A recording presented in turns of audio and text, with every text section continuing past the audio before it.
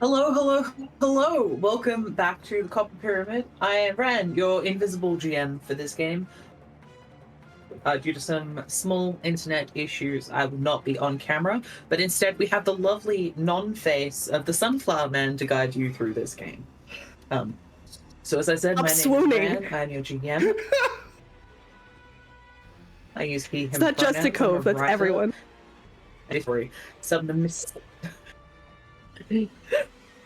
Set on a mysterious island in the South Pacific. But just as we're about to jump in here, let's get all of our players to introduce ourselves too. I'm Jenny. I use she, they pronouns. My voice sounds a little bit funky because I'm still a little bit sick. I do want you to know that as I waved hello to the stream that I was using my right hand and not my left, considering that Edith, the character that I am playing for this stream, just recently lost hers. Yeah, I'm very excited to be playing. Hi, I'm Nicole. I use she, her pronouns, and I've got a new character. Yay! It's gonna be fun. Let's see what happens. I get to play Hachi Machi. Excuse me. He has a real name. We don't care. He has a name. Damn. Hi, I'm Raven Evermore. I designed and wrote the system that we're using for this game, which is this one, which is really cool to see it played out this way. And I play Rosa, and she's having a hard time. She's doing okay physically. Mentally, she's struggling. So I'm excited to see how and if she gets out of this tonight.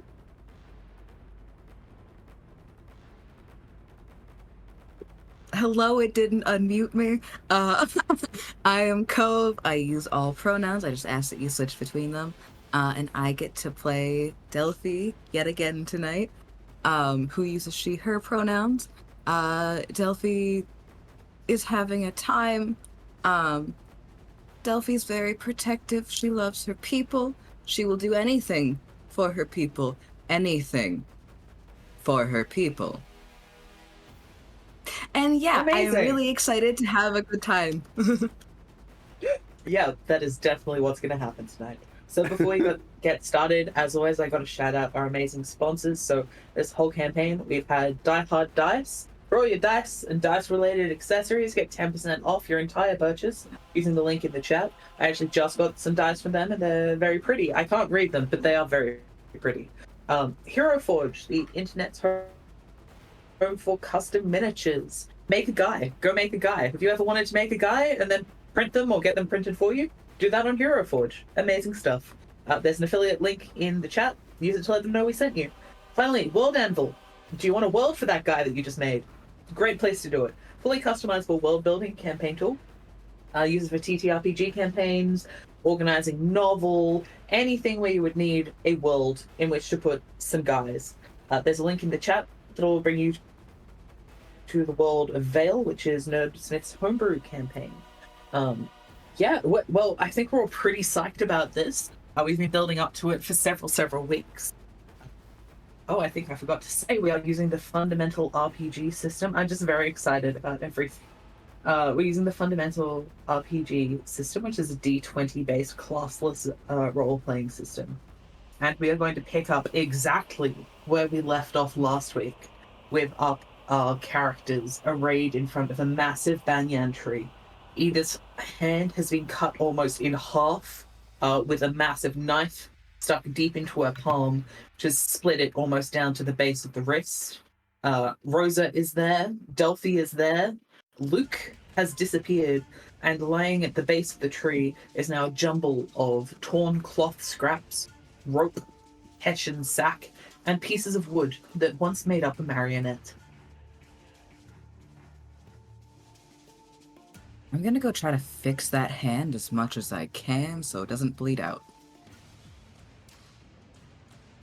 I'm going to Alright, roll to give me a see minute if to Rosa check. is still in shock. I'm gonna wait by the roadside and talk to the other sailors about how stressed we are on this island. Yeah, man, it's fucked up. I don't know what we're meant to be doing here, honestly. Look. Maybe it's just a smoke break. Like, anybody still got a smoke? I know it's been a couple days, but anybody still got a smoke? Just hearing Edith screams in the distance. Be giving it to you.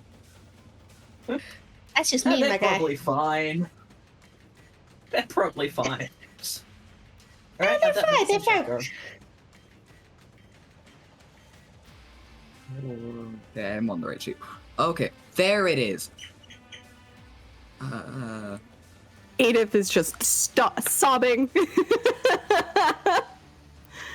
Dealing with the fact that one of her hands is fucking gone. 16. 16? Not the greatest, but Was that? yes. Not the greatest. But you can stabilize it. You stop the bleeding. You can't fix the hand. That's fair. But you've wrapped it in bandages, you've disinfected it with what you had on you. But yeah, it's not going to be doing anything for quite some time. It's still a crawling, prickling sensation behind your eyes. Well, behind one of your eyes.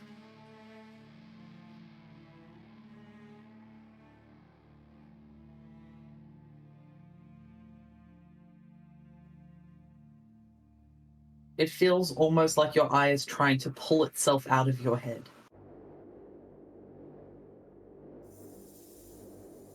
Forgot about that. Hold on. Delphi or Edith? Edith. Edith.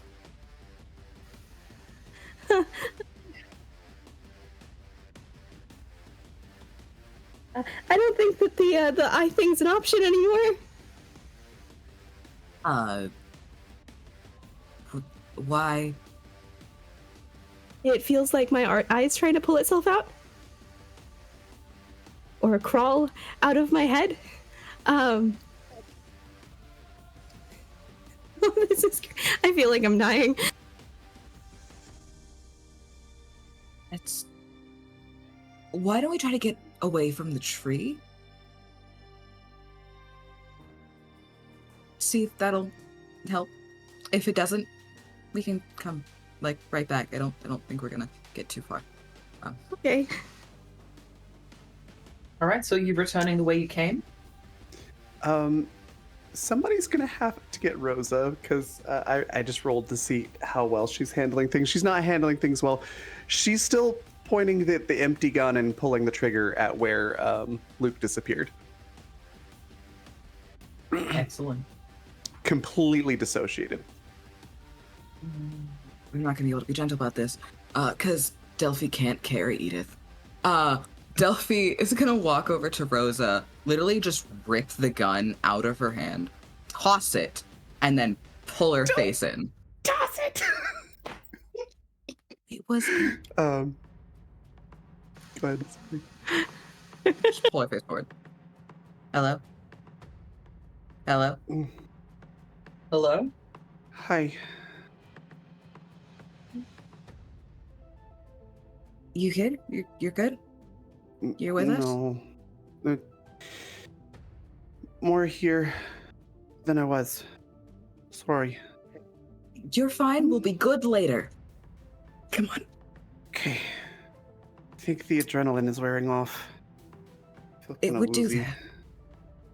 that. Do you think you can carry Edith? Because I don't Yes. think I can. Yes, give me task. Task is good. I can do things. Just tell me what to do. Carry the lesbian. So and just let's to go. clarify, Edith still has her chair, she just can't push it herself at the moment. Mm-hmm. That's fair. Rosa will help her get into the chair and then push the chair for her. Also, to clarify, Edith, is my make a hand discipline check, completely? please, as you begin to leave. Yes, There but is, question if you to picture clarify. in between- yeah. If you picture in I was like, between your damn. middle and your ring fingers, picture a cut leading from there down to the base of your wrist, through the meat of your hand. Okay. Makes sense. Good, I still have it. Because remember, the knife was stabbed into the meat of your palm, and then you pulled your hand through the knife to get out. So you've cut a lot of very important tendons and nerves and blood vessels but you still have the hand itself.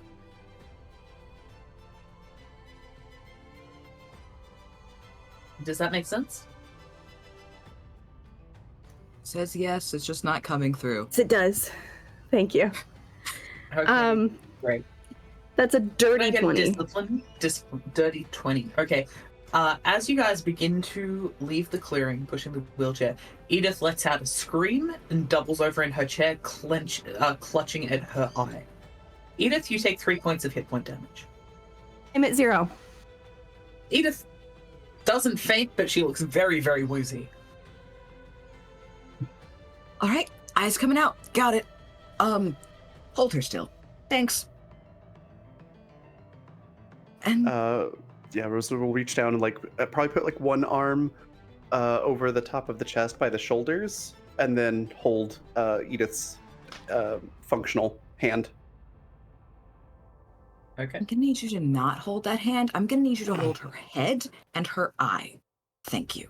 As Delphi's getting all the stuff out. Rosa's gonna very shakily try to do that. All right. I need a discipline check from Edith, a might check from Rosa, and a medicine check from Delphi. And a hearing check from Mike. I rolled a natural 20, which makes that a 28. Okay. Nice. That is I think that's 14. very important for me to not die. Oh, that's not good. Mike has a 13, so come on, man, come on. I know you got one stashed away. Just one little smoke. Give me a puff. Give me a puff. Just a puff. It's fine. I love that. All right. Mike is unconcerned by what's going on in the jungle. Reaching into the other sailor's pockets, like, I know you got one in there, man. I was a 33. And our medicine check? 33. Amazing. So, Edith, you just sit still. You're like, this has to happen. I can't. She's still also stop in it from shock. happening. Yeah. And you manage to gather yourself enough that even though you are instinctively flinching, you're not trying to push Delphi away or changing your mind all of a sudden, which is good because Rosa has a very shaky grip on you. She's coming off the EpiPen, so she's shaky. Yeah. But that's all right because Delphi is apparently an optical surgeon savant who has just never found her calling before. As you carefully extract the eyeball from Edith's face, very carefully tie off the blood vessels, just to make sure that it's gonna bleed. It's not gonna be good, but it's not gonna kill her. And succeed in only doing 1 point of damage in the removal of her eye. That brings me to 10% below. No, So I because my believe max you is a fall 15. unconscious. It's a 1.5. I can't take more than 1.5 points of damage past 0. Or I fall unconscious, so Okay. I am you're right. And Edith faints, understandably, as Delphi pulls the eye out of her face with no anesthetic. Understandable. Have a nice nap. Yeah. Which leaves Delphi standing there holding a bloody, warm eye. What color are Edith's eyes? Green. They're a Green, very, yeah. very, vibrant green. So you're holding a beautiful green eye that no longer sparkles with personality. What with it just being loose in your hand. A lot like the gun, she's just gonna throw it in the general direction of the tree, and then just go, all right, let's go. We're moving forward. Get back to Dazai. We can probably help her a little bit more there. Just... Fuck this eye. Okay, so you throw it in the general direction of the tree. Give me Question. a discipline check, please, Delphi. Yeah. It was being pulled out of my face. Could I have tried to invoke her name, please? Absolutely. With that natural Cool. 20, absolutely. Fuck yeah. I don't want to have lost my eye for no reason. How did that discipline go for Delphi? 24. 24. Which means that when you see the optic nerve split into 6, like, insectile type legs made of thin red nerve and muscle, and it rises up like a spider and scuttles up the tree, you don't immediately throw up. Huh. It's not good, though. No, she's Neat. it's very distressing to her. There is nothing she can do about it. So she's gonna do the thing that she can do. Rosa, can I just side check to see if you also need to make that discipline check? Sure. Oh, thank God for that. Oh, that's a 9 on sight. I rolled No, a you are 3. fine. You are spaced out. You can't fucking do this anymore. You're not looking at things. She's just like, nope, nope. Y'all, you bring her back to camp and fucking Luann's gonna be pissed. Can you keep rolling her? We gotta. Let's go. Right behind you. All right. So, rolling back towards the road is pretty fine right up until you get to that corpse of black trees, where I'm going to need a physical fortitude check from Rosa. Delphi, you're fine. Don't worry about it.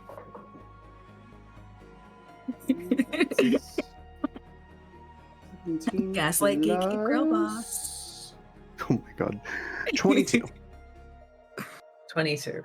Okay, so once again, you find yourself folding to your knees in the middle In the middle, of what? It's very strange because Delphi seems entirely unaffected. Edith is already unconscious. And you feel this massive weight dragging you down from inside your own body. Just So exhaustion. the sound cut out for me when you said middle of something, but I don't know what the something was. In the middle of that clearing that you walk through, that's surrounded by those okay. black trees. Okay. And you feel those strange, super thin, clear filaments beginning to wriggle over your skin. What do you do?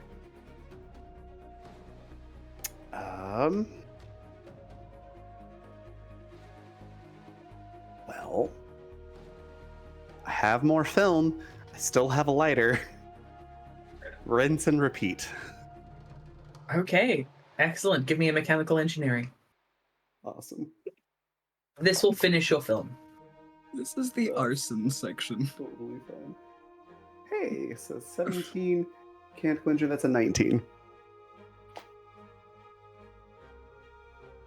19. Okay.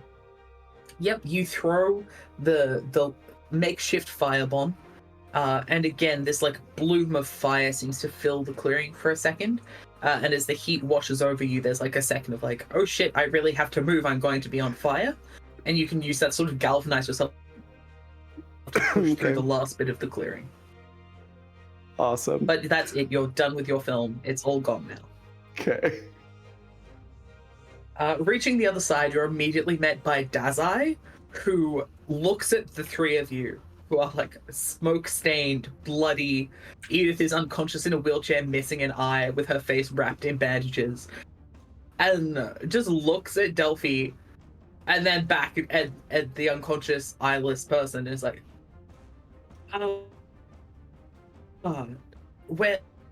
what? Let's get back to the road, and just immediately turns and begins to jog back to the clear space. Okay. I'm just gonna follow. Upon reaching the road,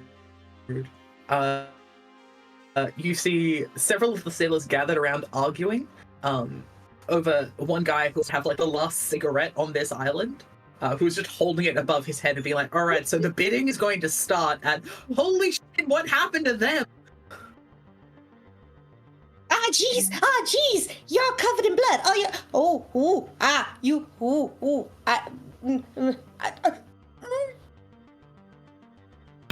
You all look fine. Not Yes. fine. Very subtle.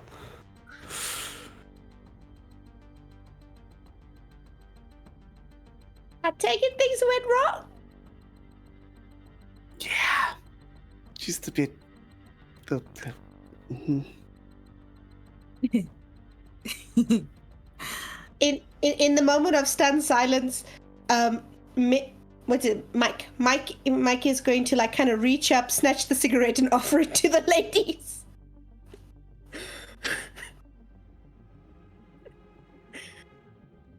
I don't partake. Do you? Not usually, but she's gonna take it.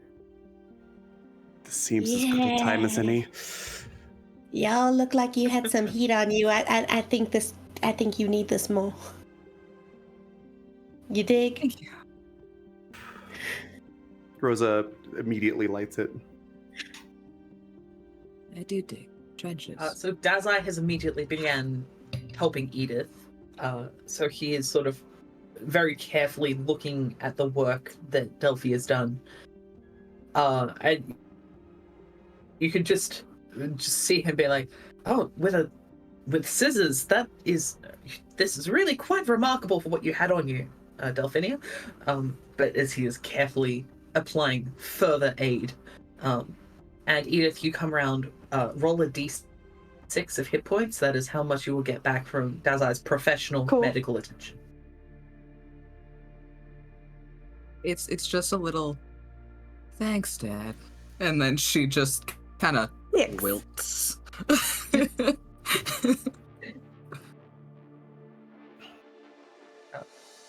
And once Edith has been sewn up, he will go over and pull Delphi into a hug. Just collapse. Like a very serious, like one hand on the back of the head, like bury your head in his shoulder. Big just squeeze. full on collapses into him. She doesn't cry. She doesn't really do anything. She's just there. I think Rosa's gonna sit like cross-legged right in front of Edith's chair until she wakes up. And how many This- points did Edith get back? I'm so happy. Translate, that's a 6. It didn't Sorry. come through. I'm sorry. It was a 6. I'm very excited. Fantastic. So So- Edith jolts up in the chair with her 5 hit points.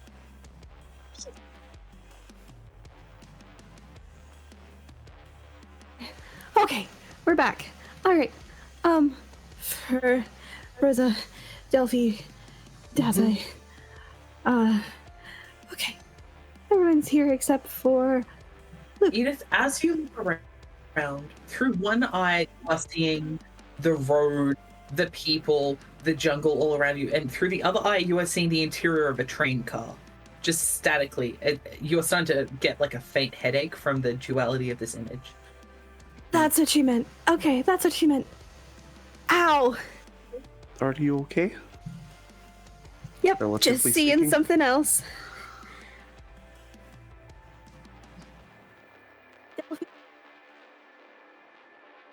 Thank you for not killing me. I'm sorry, Jenny, your mic just keeps cutting out. Yeah. I'm so sorry. I think it's a different tone that you use for Edith because it's a different. Maybe. You're using a different register. Yeah, probably. She just Delphi, thank you for not killing me with the whole I think you did a really good job. I didn't think that I was gonna be okay after that, so thanks. You and Rosa both, thank you for saving my life. course. Everybody else, if we see Luke again, he tried to kill me. What?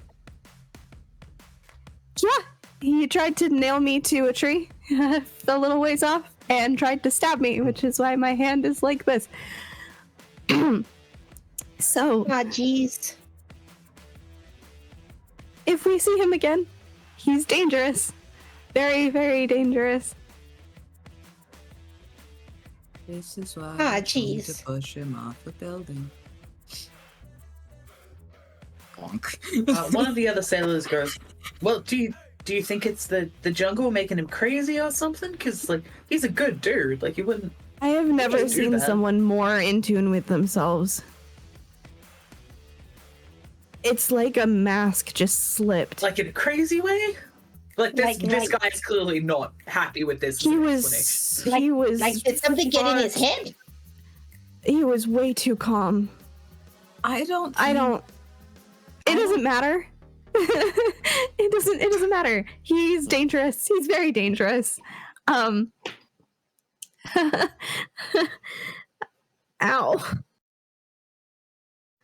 So I- do y'all need a rest? Because we could take a break here in the middle of the road, or we could Splitsville. We need to Well, go. Dessa will speak up. Are we still intent on reaching that copper pyramid today?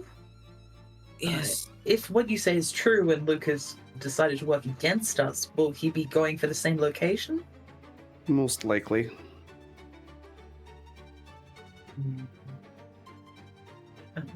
That rather adds an element of time pressure here, doesn't it? Yeah. It does. All right. Well, Mike, perhaps you wouldn't mind helping the ladies with Edith's hand as it is. I doubt she'll be able to manage the chair herself, and considering Rosa's deft aim with the gun, I would suspect that she's best off keeping an eye out in such a way. You won't mind helping them, will you? Speaking of gun. Oh, sorry, go ahead. I didn't mean to cut you off. As Dazai says that, there's this moment where he's like, me, and looks behind, and all the other sailors took a step back, and Mike's like, yeah, sure, no problem. I'll push the wheelchair into the scary pyramid where people keep getting injured and dead, and bad things keep happening. Okay. And Dazzler's like, thank you for volunteering, and like slaps you heartily on the shoulder. Thank you. Speaking of gun, I don't know if it's some sort of jungle magic or what, but I shot at Luke a lot of times. Nothing seemed to hit him. So not sure how effective bullets will be. Hey, Also, I seem to have Delphi. lost my gun. Oh, I threw it. And you hear a drawl that Ran, as an Australian, is not going to try to do, as Luann comes over and goes, I'm not sure how effective you doing anything is, she says, just looking at Edith, who is covered in blood and incredibly pale, and now missing an eye and most of her head. Well, gotta do what I gotta do, I guess. Well, And she'll let's sort of hip check Rosa out of the way so she can get up close and not do like a hands-on examination, but like get close enough that she can see you properly and see how you're doing. She's not doing great. No, she is not. And I think that what Luann will do is she will reach. Does she have a gun or just a knife on her? She has a gun. She has a gun. I think she will take out her gun and sort of like essentially put it on Edith's lap. And go, look, you don't need to be aiming too well if they're right up in your face, but if that man shows up again, you put this in his mouth and you fire if he gets that close. Okay. Okay. Thanks, Luann. Well, I've been about as... Well, I don't even know what I've been as useful as. It's pretty much nothing as far as I can tell. But at least I can do this. She's gonna do her best to hug her without hurting herself. So it's Yeah, gonna be a real yeah, we'll give you- awkward, like, kind of you side arm. A very gentle hug in return. Yeah. A sponge in the ocean. Hey, Delphi, this might be kind of a that would loaded be a good question. comparison. But are you okay? You seem a little off.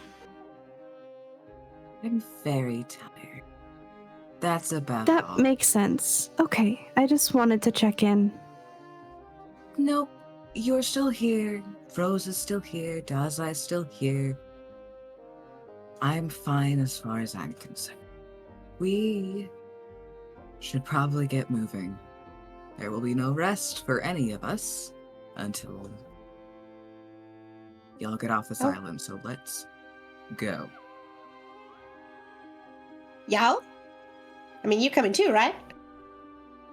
No, absolutely not. And Delphi's gonna Wait, start walking. wait. You can't just Delphi's walk not away. stopping. What are you? Delphi! Nope. Okay, let's give it some gas, and pushes you forward.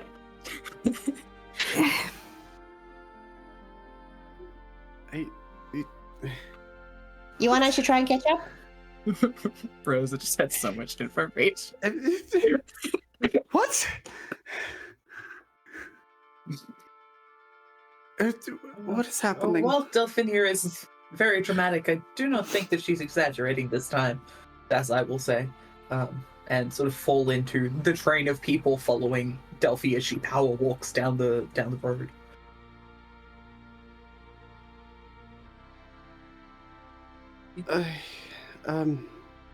Okay. Well, Edith, what do you want to do? There's a lot of things that I want to do, Rosa. I just don't think that any of them are going to be particularly productive right now. Sorry, let me clarify. Do we follow after her or go to the pyramid? Well, that's where she's going. Well, Oh, I misunderstood what Delphi you is- said. It's currently headed towards the pyramid. Yeah, and Mike's pushing the wheelchair. So the- like she She just went said over- that she's not leaving the island. I gotcha. I thought she was walking back towards camp, so I was very confused. There is no more camp. Okay, well, the what's Yeah, still apply. you guys shut down and moved again. She definitely still does the Yeah, what's. that's You want me to catch up with her? And he will accelerate the wheelchair to try and catch up to Delphi.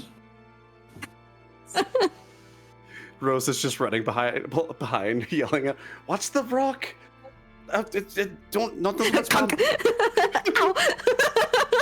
Be careful!" Hey, it's a rocky road, okay? Stop side-seat wheelchair driving! okay. I'm gonna have my So fun it's with this another character.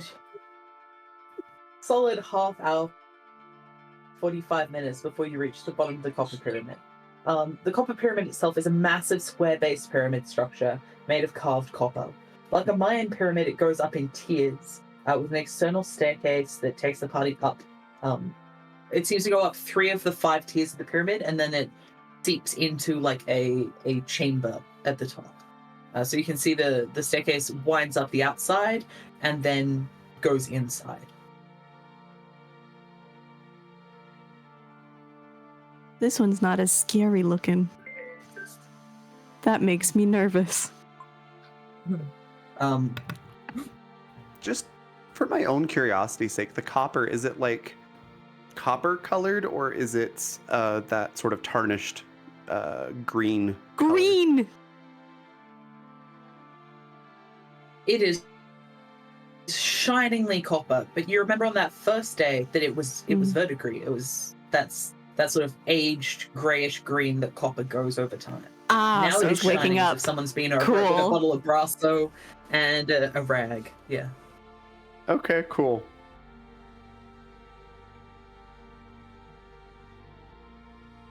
That is not the direction that copper ages. No. So, are we gonna go straight in, or are we gonna, take some time to set up camp, relax, have a nap, wait for daylight? We don't have time to wait for daylight as much as I would like to sleep. Just to remind everyone, especially. It's actually, I'll just let you guys know, it is actually near midday. All of that happened in the morning after you woke That up. doesn't mean we can't go to bed, Ran. Yeah, and if you're waiting for daylight, you'll be waiting a while because you're already in daylight. Just to That's the point. Stall. to bring up some things again, especially for Mike. The last dream that I had, this pyramid is meant to protect the king who sleeps, the king in green. From what I remember, he was in kind of almost a well filled with tree roots, with river stones for eyes. So this was built to protect him. I don't know much else other than that. You're So from talking what you like can see, could I get sight checks from everyone down at the base layer? I'm so afraid. Luckily, I'm not super good at sight, because every time that I see something, I get a witness, and it makes me unhappy. 24. I think Rosa remains just oblivious enough. Natural 1. It's got a real headache. That's fair. Mike does see things rather well. Oh.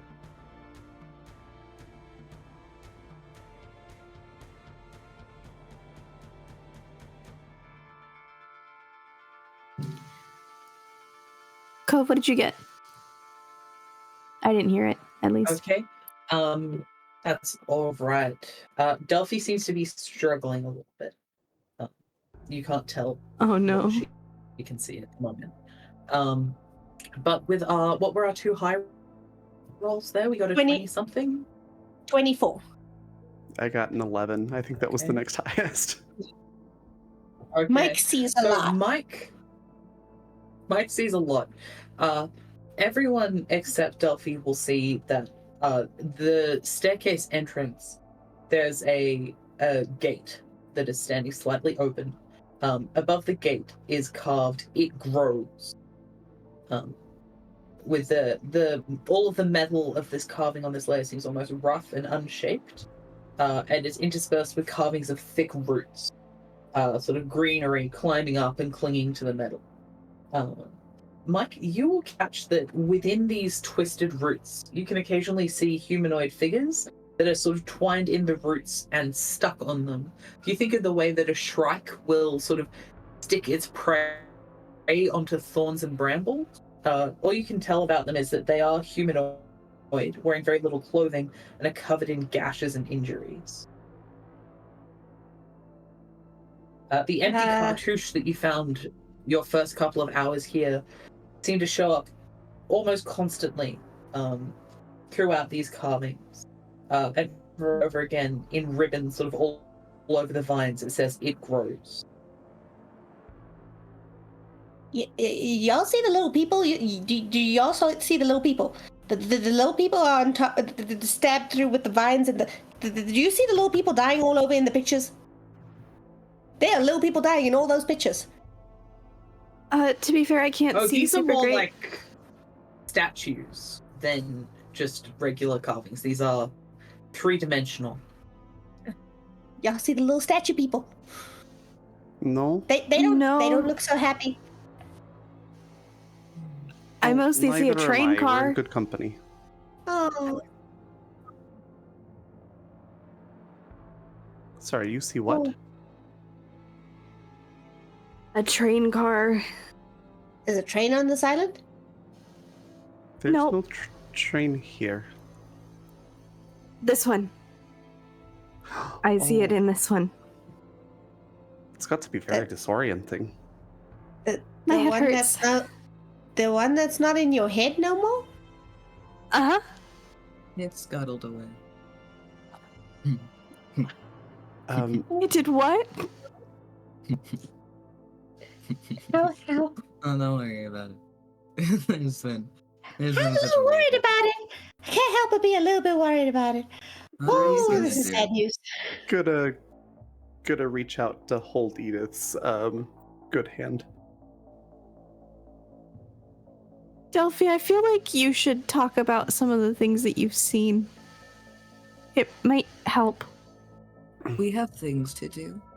Maybe We can walk and talk. let's start getting in there first. Has it got one of those ramps for the chair? Not quite. The stairs are quite shallow. Like you can kind of bump the chair up it one by one, rather than those very steep, narrow stairs of the other two structures on the side. Okay. Like you do have to lean Cool, start Edith bumping back the a little chair. bit, but you can get her up the stairs in the chair. Gotcha.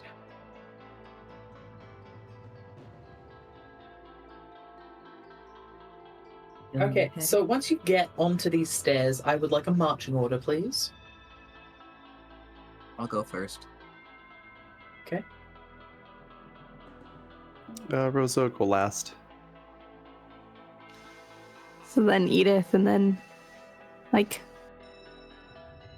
All right.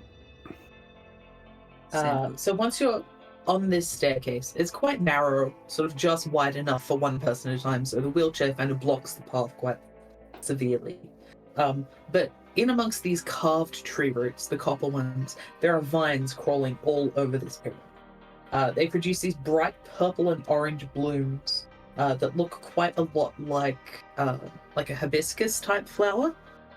Ooh, If we're all familiar with that. Yeah, they're gorgeous. There are no eyes in them, which is nice. Thank God for that. But there are vines strewn across the stairs. These stairs, which every single one of them has that empty cartouche, and it grows carved over them. It looks like they've been carved by many different hands. Mike is bumping Edith up the pyramid, but if there's any sign of like a live-looking vine, not a statue-looking vine, he's going to treat it like it's a snake. They're all over the stairs. Yeah. Ah, damn. still treating them like Delphi? snakes. Don't treat them like snakes. Delphi at the front, could I... So there are these vines everywhere. Are you just walking through them? Are you trying to avoid them? What's the... She'll like kind of Plan, yeah. try to avoid them, but it's not like her main goal. Okay, could I get a nimbleness check, please? You also gotta hydrate. It's true. You do gotta hydrate. Chat It's very said so. important. Just forgot I had. Everyone at 12. home, take a sip of water too. We're all gonna Wait, be crying water? later. We need to hydrate. You gotta hydrate now. It's like pre-gaming tears. Mm. 21. Oh, that almost went up my nose. How did that nimbleness check go, Cove? Just a 21. A 21? Okay. Could I get you to roll a d6 for me? Yeah.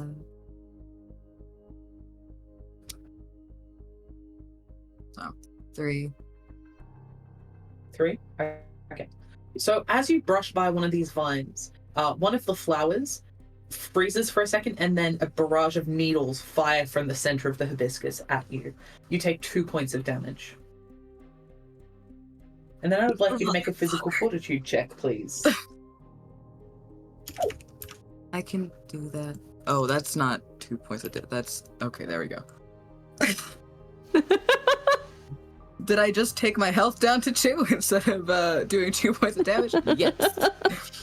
Only for a second, though. How did that fortitude go?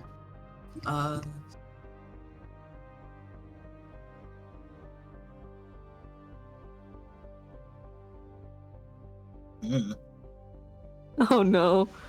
11. 11. Fantastic. So it would be Delphi and then Rosa right behind her, right? So Rosa, you see Delphi. Rosa was last. Ooh. It would be me. Yeah, I'm in the back. Oh, Rosa's not. It would be you next. Right. Edith, you see Delphi Uh-huh. swoon. Are you going to try and like catch her on your lap as she Yes, goes back? Excellent. absolutely. Give me a might check. It's a good grade.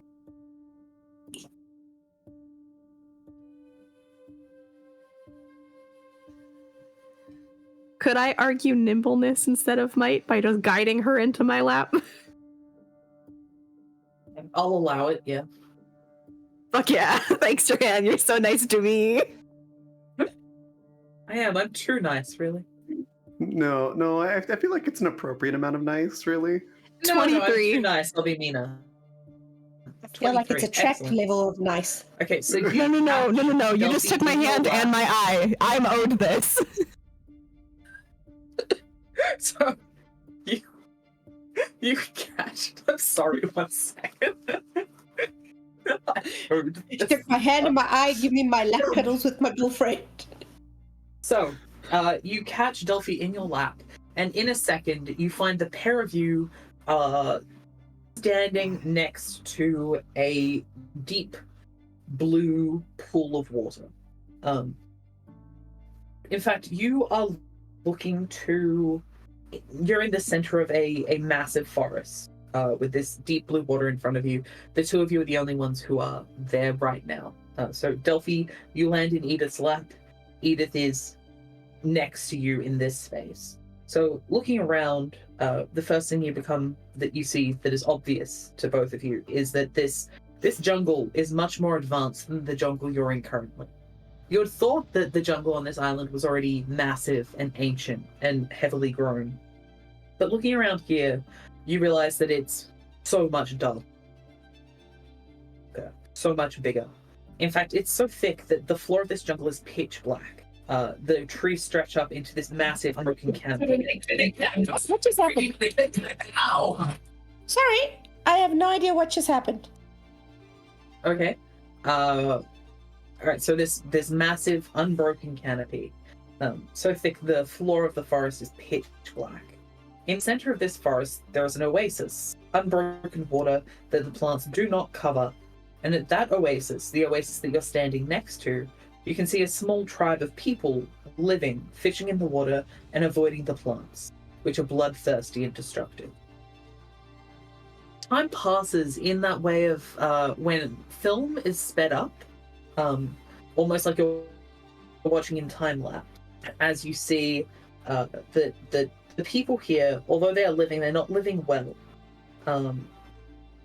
Like children are getting eaten by those eye flowers.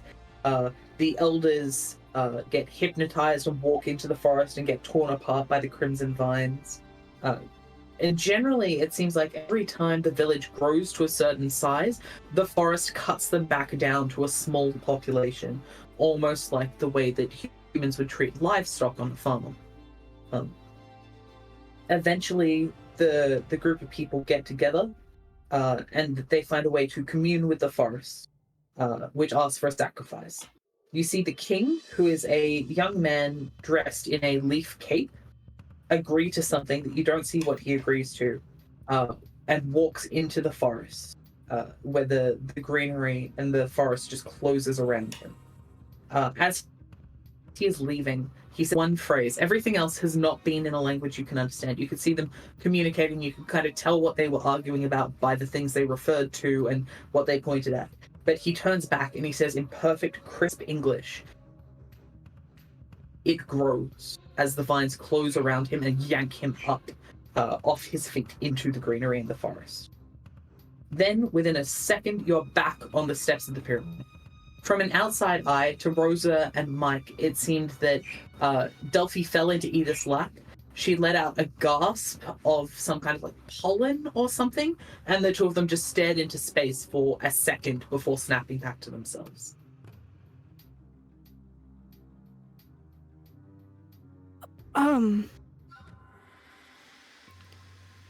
Yeah, hi, we're back.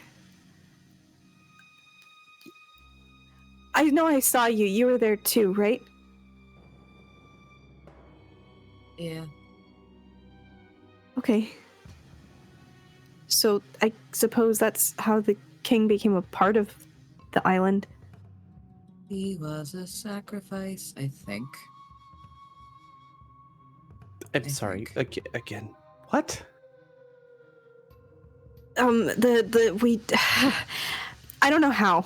We kind of just saw this whole vision about a tribe of people around this oasis. kind of just surviving, and every single time their population got kind of big, the forest would cull them and cut down their numbers, and they tried to commune with the forest. I don't know what they said, but it seems like they needed some sort of sacrifice, and the king maybe made a deal and walked into the forest. And the last thing that he said before he got snatched up was, "It grows." The first time As any Edith of them had says that, spoken English. all of you say it in concert with her. It Okay. grows. What just happened? My speaker spoke without me speaking. That the island's been doing that.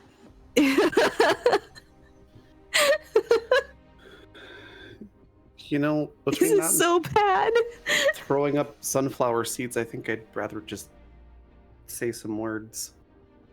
Yeah. We This gotta is the get off better this of some island. options. Also, Both are unpleasant. flowers will stab you. Just as a warning. I got stabbed.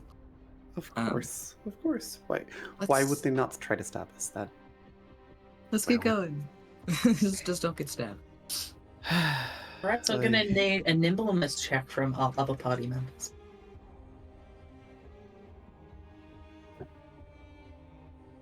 So you say from everybody? Yes, please. Delphi's already done hers, but everybody else, yes. 22. That's a nat one. Now, okay. Was So, For a total of 8. Edith and Mike are killing this. Mike is terrified of everything, and it means he's being very cautious and careful. And Edith is so sick of everything that has happened to her in the past 24 hours that she's not taking any chances anymore. So between the two of them, they get the chair up through this tier of stairs, leaving Rosa behind as she slowly makes her way up. Rosa, could I get a so you did the nimbleness with the Mhm. sorry, one moment. All right, which means the flowers are gonna fire. Okay, could you roll a d6 for me, please? Yes, I can. If I can find my d6. There it is. It's a 1. A 1. Okay, you'll only take 1 point of damage. Could I get a physical fortitude save from you? Okay. Yeah. That is going to be a modified 20. Modified 20. Okay, so Rosa, you are on the stairs. You feel this dart punch into the thin skin of your neck, and then you are sitting on a carved wooden chair, wearing in what is definitely not your body.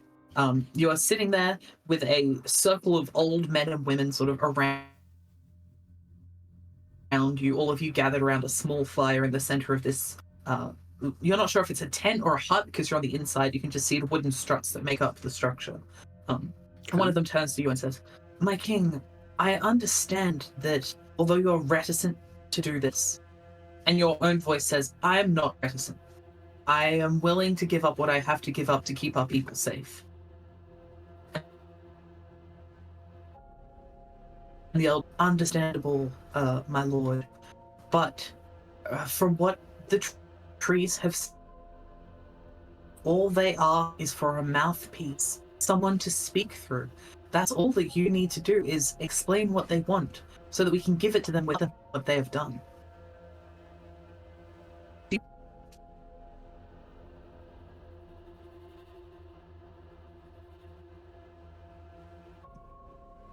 I think we lost you, Ran. Raven? Ren, Yeah. we lost you after mouthpiece. Yeah. Okay. It's a mouthpiece, so that they may tell us what they need without having to take everything from us. What do you think of this? What do you say to it? Will you agree? Knowing that from then on your name will be lost to time and all beyond? What do you say? Oh, do I get to decide what he says? You get up, yeah.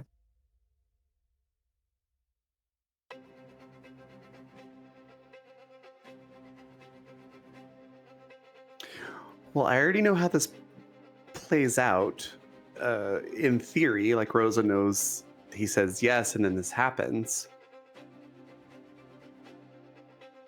So I'm gonna say no. Ooh. For all Rosa Okay, knows, just this is open your time mouth, travel. just So if she can change the fate of the island, maybe it won't ever show up. You say no, and a woman on the other side of the fire smacks her leg like very loudly and says, "Selfish. You are the king because you are the one who makes the decisions to keep us safe. If this is the decision that keeps us safe, then you must make it. Your title and your position are a luxury." And she says something, and it sounds like when an audio is played backwards. Like you can't hear the actual sound of it. It's like, all right. It can be taken away from you. This council waits on you at our disposal, not at yours. If you will not sacrifice yourself willingly, then you will be put to sacrifice. You will be a guardian for this village, whether you like it or not. And another man sort of leans over and puts an arm around this woman and says, "My king, I apologize to my wife. Ever since the loss of our grandchildren, she has been most moved in ensuring the safety of our next generations. Surely you can understand."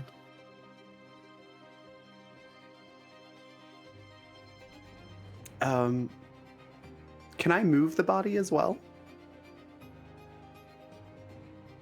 No.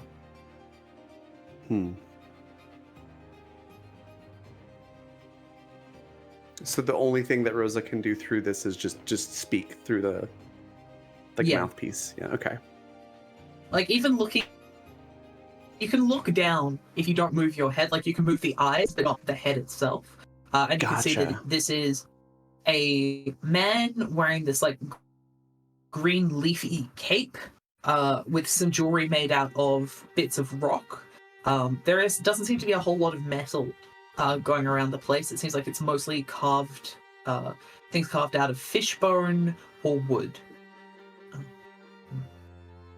Okay. Well, in that case, I think I'm going to ask her, would you prefer to make the decisions and be king yourself?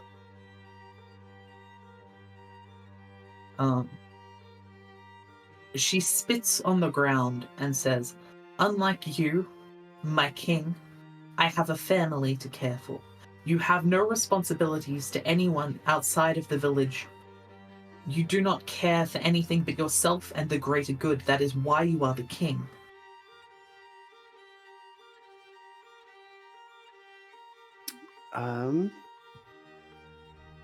I think Rosa's just going to lean into this idea of if she can disrupt what seems to be like the history of this place, that it might somehow change everyone's fate.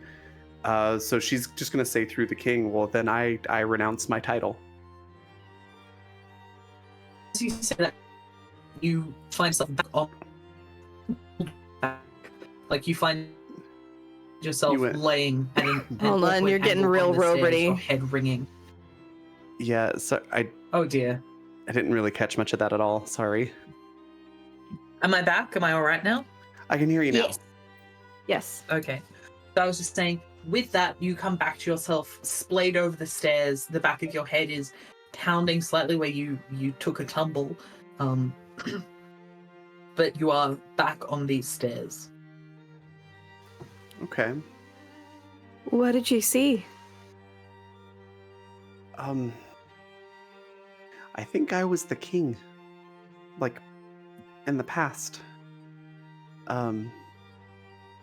They wanted me to sacrifice myself, or, well, the options were choose to sacrifice yourself or be sacrificed because you're the king. So I decided to do something I thought is unlikely to have happened. If I was actually in the past, maybe it would have changed things, but I had the king renounce his title. Like the butterfly effect. Yes, exactly. I figured if it is actually the past, if I change it, then we don't ever show up here. Nobody has to die or be injured, but we're still here. So I don't know if it did anything at all.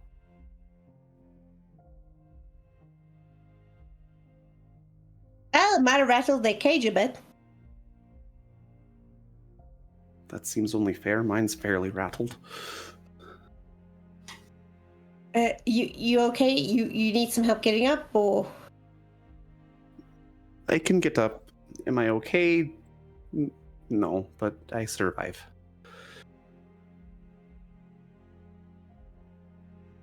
Okay, so as you reach the top of this tier, you find yourselves on a small platform before another gate. This gate is closed, and above it, you can see it reads, "What will you give up?" And Edith, you hear, it sounds like a whisper from very, very far away that you're only hearing through. Was it your left or your right eye that got carved out? I imagine it was her left. So you just hear this very faint whisper from very far away in your left ear. But you can't quite hear the words, they're just too far away. Can I try? Hold on. I can't hear you. What? Oh, I didn't say nothing. Not you. Sorry, in my head.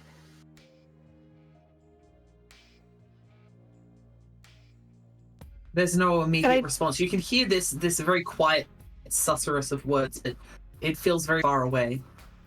You kind of feel like it's almost you're hearing it through the vision of the train car. Like you can't hear it in this world. Can I cover my right eye? So the eye that's still there? Yeah. Yeah. As you cover the eye, and that input is cut out, you instead can hear the soft susurrus of the wheels turning, and you feel someone's head pressed against your head from behind, as she sits with her back to you. And she says, "Don't turn around." Wasn't planning on it. Kinda used to this song and dance. You are entering a difficult place for me.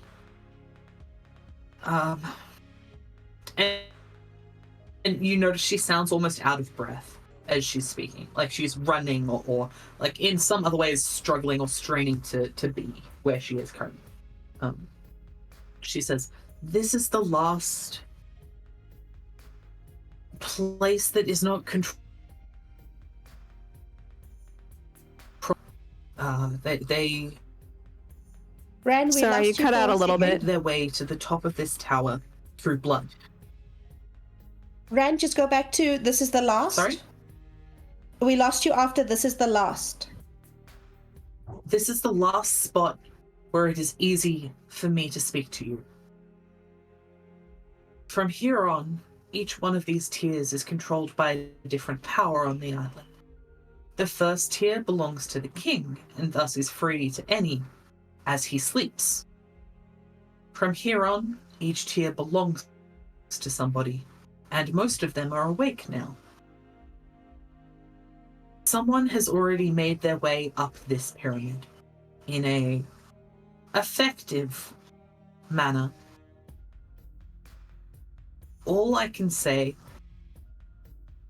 is you need to give up what you said to ensure that what has to survive manages to. Sorry, I didn't hear you with "you need to give up." You need to give up what you can spare to ensure that what you need survives.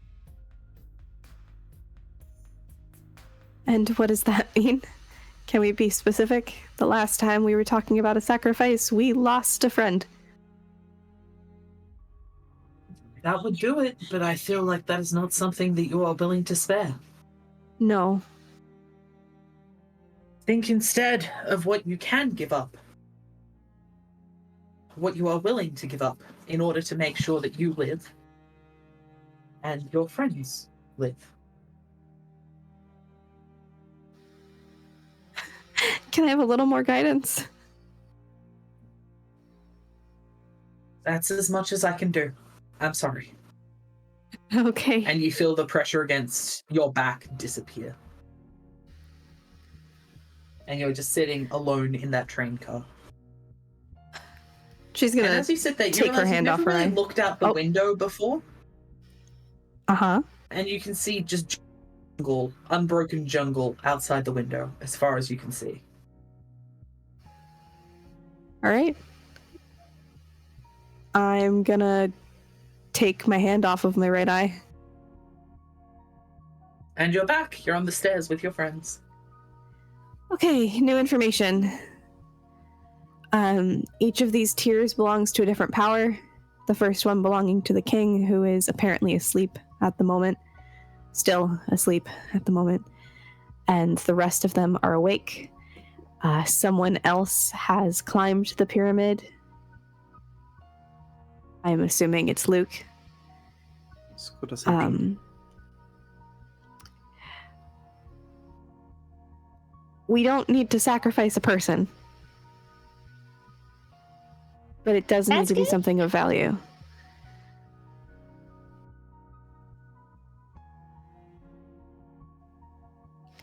My hand's already pretty much useless as it is. And it's something I value. There's something that doesn't cost body parts that you value a lot more, I'm guessing. I can make this one. You two have sacrificed far too much already.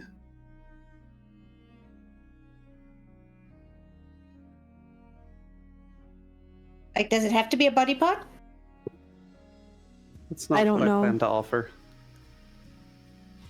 What are you offering, Rosa? Don't. Don't tell me not to worry about it. I'm gonna worry about it.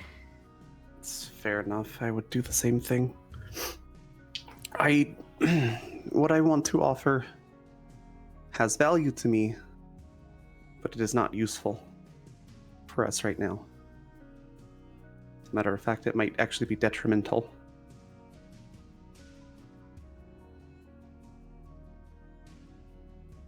I want to offer my memories from before I went to America. Okay, so you're standing before the gate, which says, "What will you give up?" Mhm. Are you trying the door? Are you saying that before you do anything? Or what are you... Well, if the first level is free, obviously we can try the door. But like when the sacrifice is required, that's what she's willing to give up. Yeah. It does creak and under touch. And you're looking further stairs going up. I'll come back to this after our break. So Nice.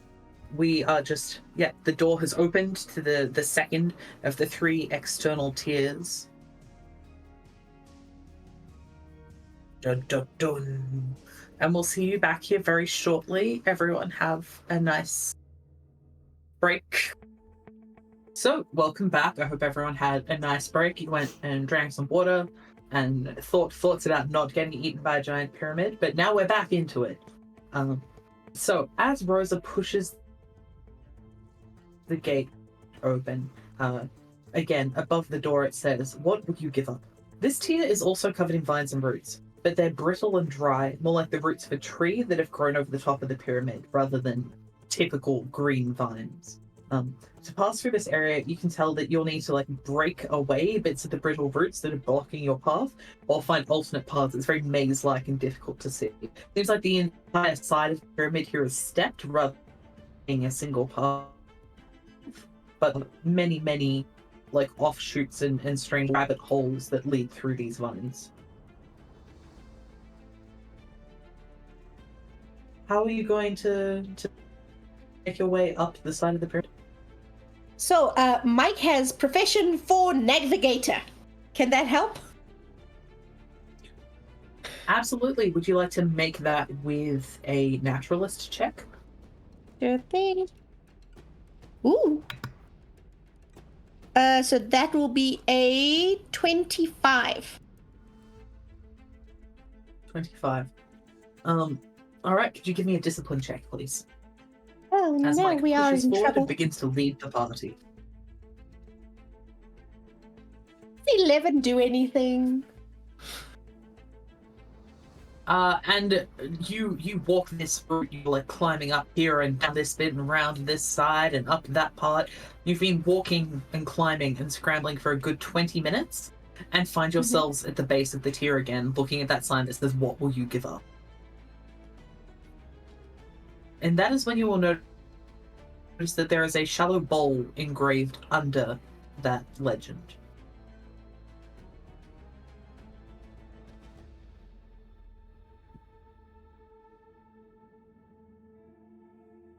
What are we supposed to put in the bowl? Or you can try and climb the pyramid again. Make a different kind of skill check. Can I see if I can figure out where we're supposed to go with gut feeling? Gut feeling? For sure. Yeah, just sort of navigating by instinct. Mm-hmm. Okay.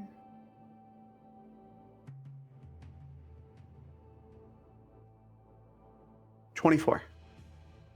Nice. 24. So essentially, there are two options here. You can try and brute force it, which will require strength. That's the most direct, fastest path. Or you can try and be like squirrely and work your way around, but there is some danger there of ending up back at the bottom of the tier, and you're not sure what it is that causes that to happen. Okay.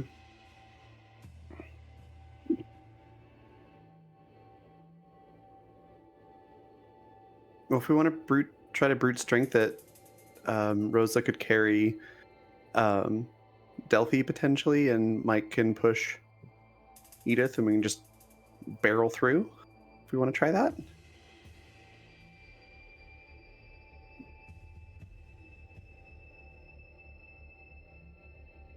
Question mark? We can, but like Mike has pretty thin arms. He looks a little scraggly, if you get what I'm saying. That's the best plan I got. Someone could look at the bowl. Edith will look at the bowl. Yeah, it's empty, slightly dusty. Give me a sight check, please. Okay.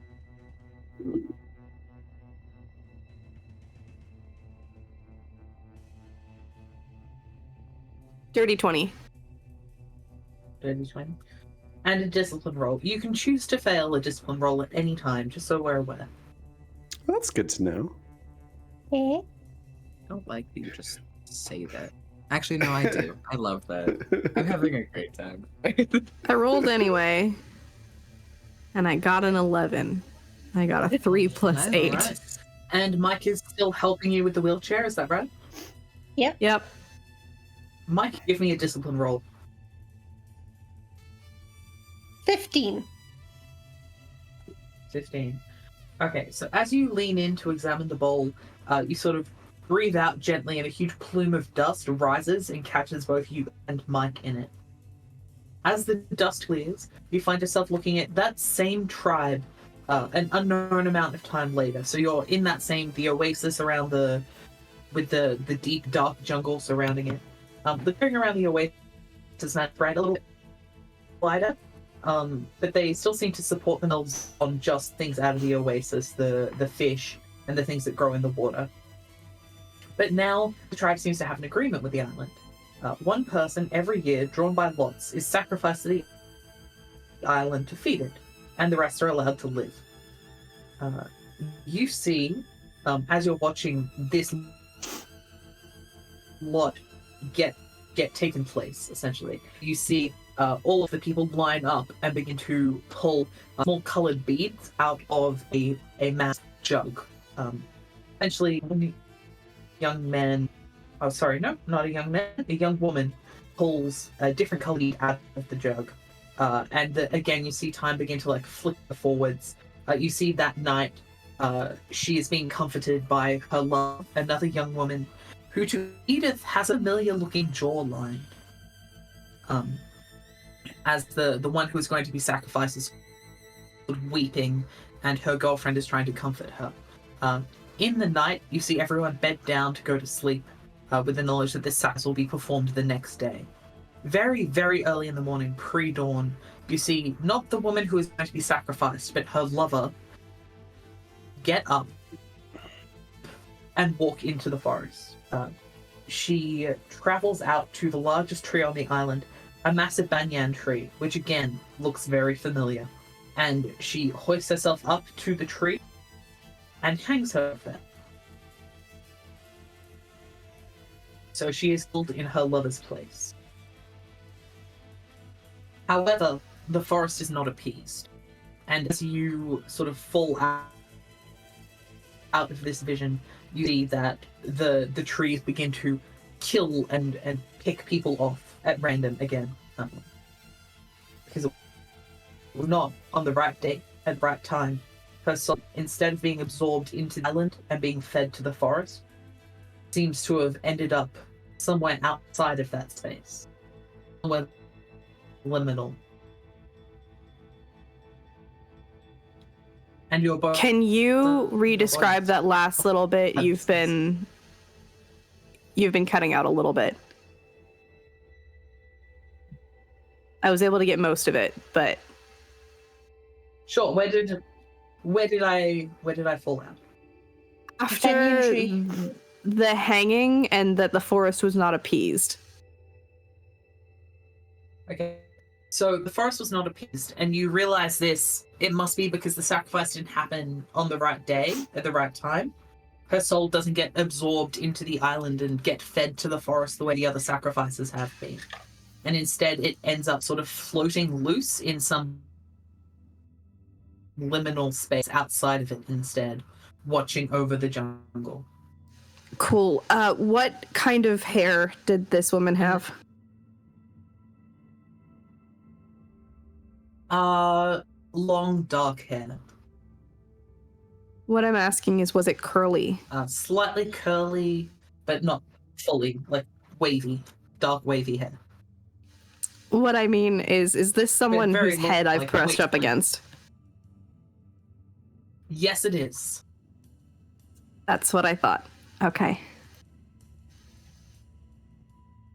And you two find yourselves back at the bottom of the stairs. Look at this bowl as the dust settles around you. Machi, what the hell was that? You fuck.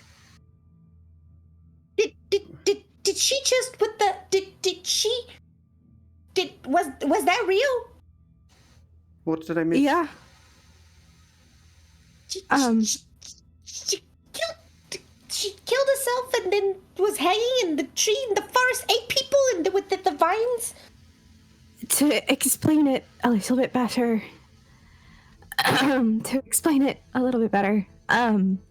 They decided that every year they would draw at random to see who would be sacrificed to the forest on a certain day at a specific time. There was one woman who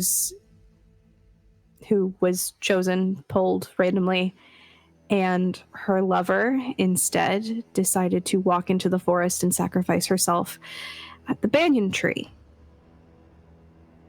And I am almost 100% certain that that is the person who I sacrificed my eye to and who has been talking to me in dreams, because she was not absorbed properly by the forest. And since the sacrifice did not happen at the right time or on the right date, it got angry.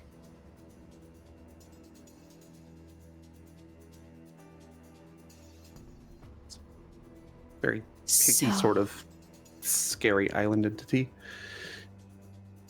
The forest isn't it? Oh, Mike. I mean, if it gets angry, it can think. If it can think, it's an it. If it's a. The plants have been eating people, Mike. Did you miss that? Yeah, but I didn't think they were thinking about it. Yeah, they're thinking about it. It was kind of like a tiger. They just, bounce and eat and chomp. I didn't think there was thought behind it. Yeah, there's thought. man. It's a lot to take in. Okay, well, didn't you say that your friend person said the king was asleep so we could go through this first tier? I don't know if we could just go through it. We can try. All I know is that this is going to be the last place where it's easy for her to talk to me.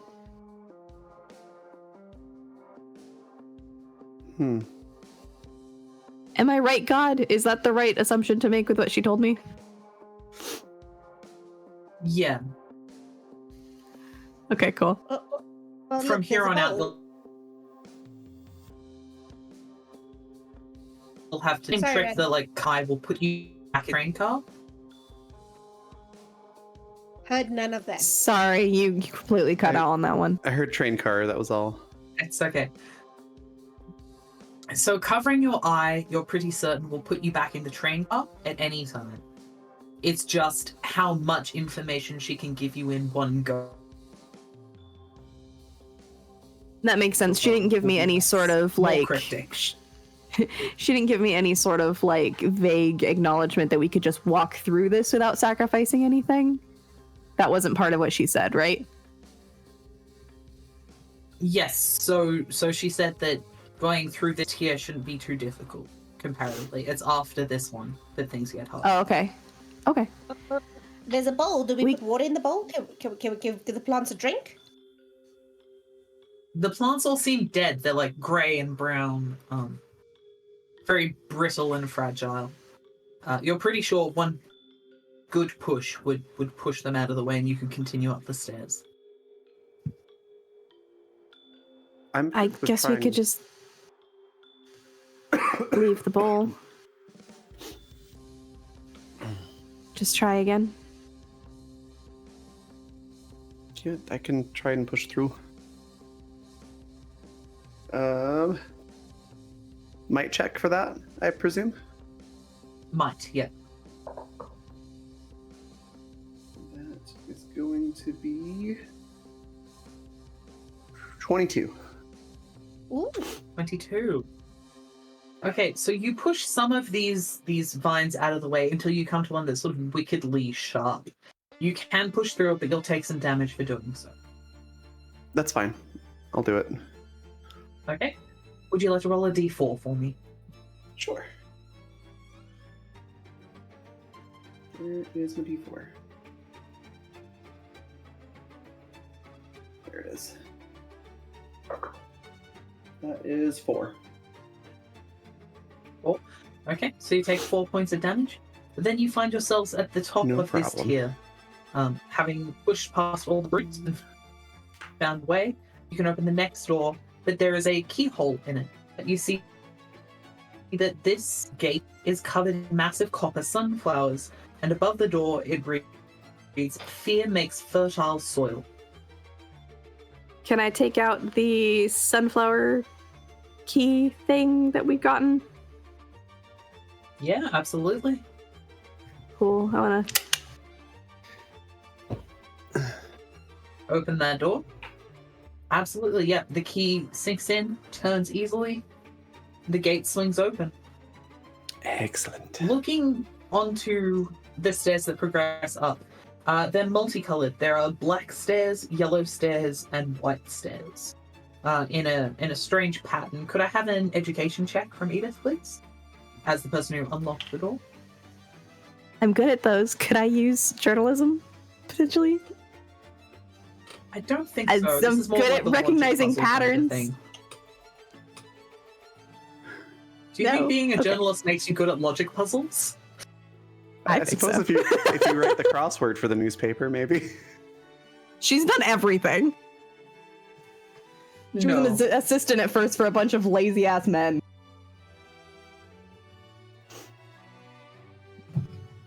That's okay. I wanted to try. Yeah.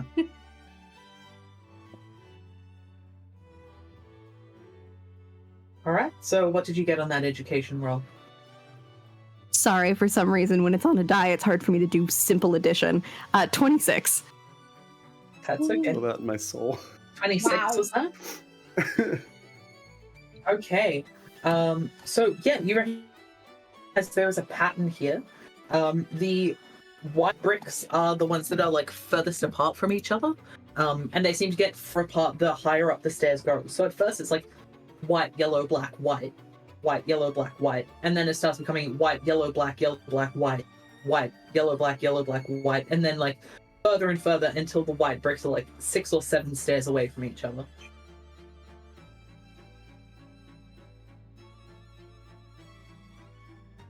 Does that make sense? Okay. Yes. Could you, because I could not catch the pattern at all. Yeah, I will.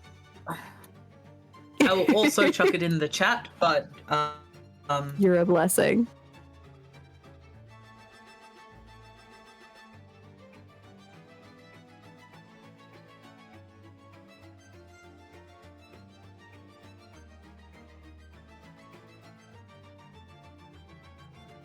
So what it so I'm just giving seems you it like, in letters. awesome. So what it seems like is we've got to stay on one color, and we just got to pick the one that's going to be easiest for us to get across. You don't know. Oh. You haven't got any information about what the different colors are. Cool. I'm covering my other right than eye. that- Okay. Cover your right eye. Somehow- Give me a gut feeling check.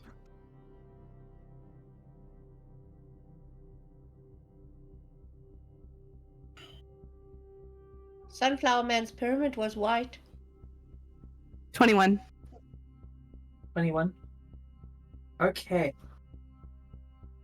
You're back in the train car. You feel the woman pressed against your back again, and you hear she just darkness for your own darkness. Yellow for history. Sorry, And- all of that was cut out. And I'm pretty sure there was demon in your mic for a second.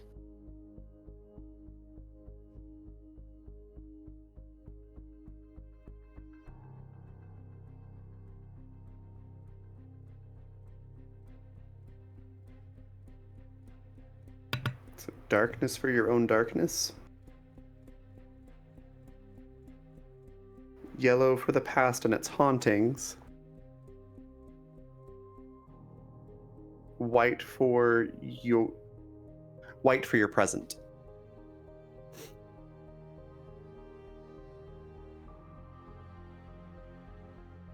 Is my mic okay now? Can you hear me all right? Yes. Yeah. Yes. Okay. Good. So, from what I'm getting, and I'm asking this to the woman in the train car with me, is that it's going to be emotionally and mentally difficult to get up the yellow and the black stairs, but they're the ones that are closest together? Yes. Or is it we're just going to get hit with everything?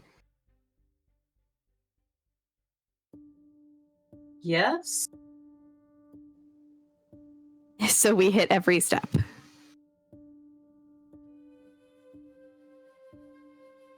Your present is where you are now. That is the safest place to be. Okay.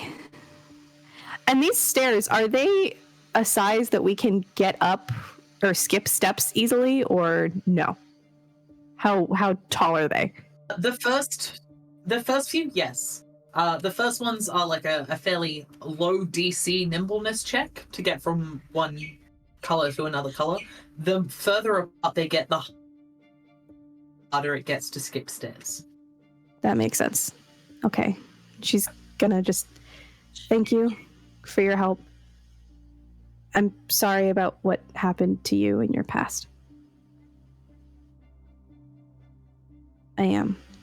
Thank you. And you receive another gentle kiss on the cheek. I have a charm roll. A charm roll? Yes. Good at those, and I can re-roll them if I don't like them.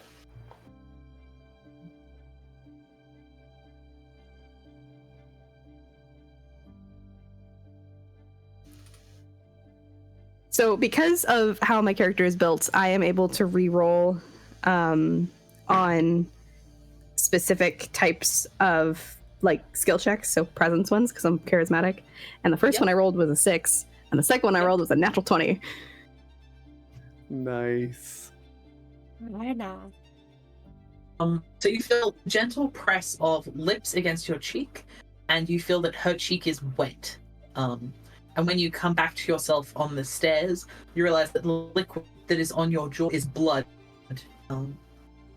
as if she was bleeding or something funky was going on. But you have advantage on your next roll. Okay, cool. Right. Well, from what I understand is that the different stairs will do different things. The white stairs are going to be the best for us because they're just going to be our present, where we are now. The yellows are for our past and its hauntings, and the black ones are for our own darkness. As they get further up, it's going to be harder to skip stairs. So. Okay, I think we better carry you from here then, because that wheelchair is going to hit every step on the way up. I'm not leaving my wheelchair. No, I can take the wheelchair if Rosa can take you, or you take the wheelchair and I'll take her. But, like, wheeling you up, you're going to hit every step. I can carry you. Edith is going to press up against the first yellow stair. She wants to test it. The yellow? Okay. Alright, so, yellow stair. Edith, you find yourself at that familiar oasis again. Looking around, you can see kids, like maybe 4 or 5 years old, a little boy and a little girl, who are splashing about in the shallows of the oasis, playing some kind of game. Unlike the other visions, you feel very present here, like you can move around and talk and do things. It's less of a, like, watching from afar.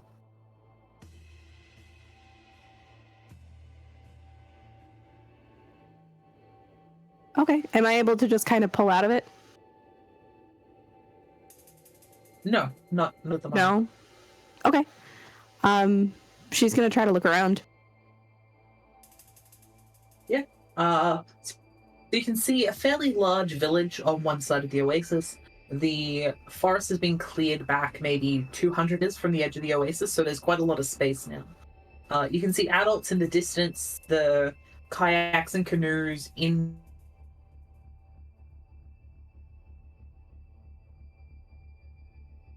much like and it seems like it's a fairly large tribe at the moment. Does it seem like there's anything that I need to do in order to get myself out of this? Well, the two things you noticed first were the 2 children. Okay. She'll go talk to them, I suppose. Yeah. So heading over, yeah, these 2 kids are very young, as I said, like between 4 and 5 years old. But as you come up, the boy will turn to look at you. The little girl is still splashing in the water. Turns to look at you. Big smile, slightly gap-toothed. Clearly one of them has been knocked out recently. And he says, in a language that you understand, even though you know it in your own language, like, oh, who?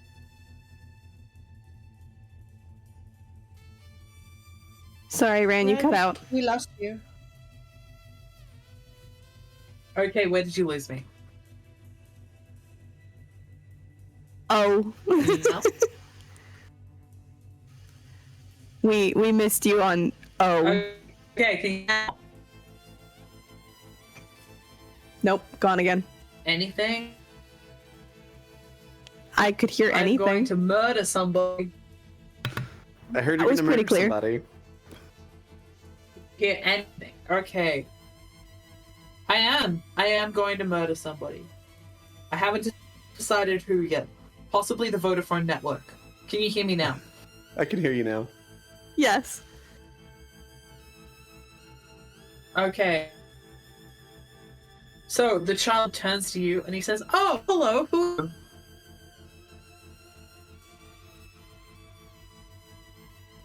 you?" You cut out a little bit, but I do understand what you were saying. Oh, Hi, I'm Edith. eat my Oh no. eat it. That's a weird name. It is a pretty weird name, huh? So, what exactly is going on lately? Anything coming up?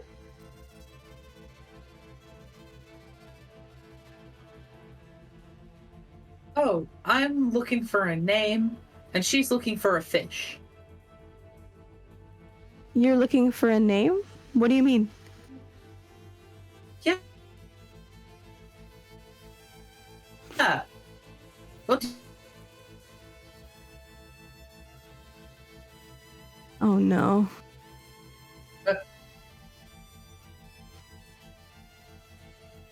Oh no, oh no. Ran. Can you hear me at all? Yes. Okay. Cool. Alright. I'm so sorry, everybody trying to listen at home. Hopefully this is coming through properly now. Yes. Sorry, my push to talk wasn't working. Yeah. Okay. Oh god. Okay. So this kid goes, I'm looking for a name because I need one this year. What do you mean you need a name this year? Well, we haven't been eaten yet, so we're meant to have names this year.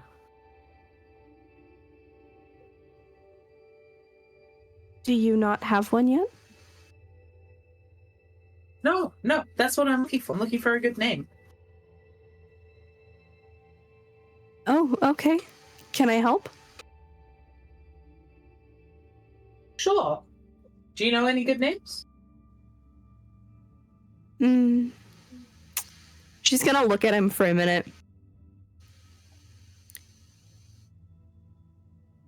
Think you look kind of like a pike to me.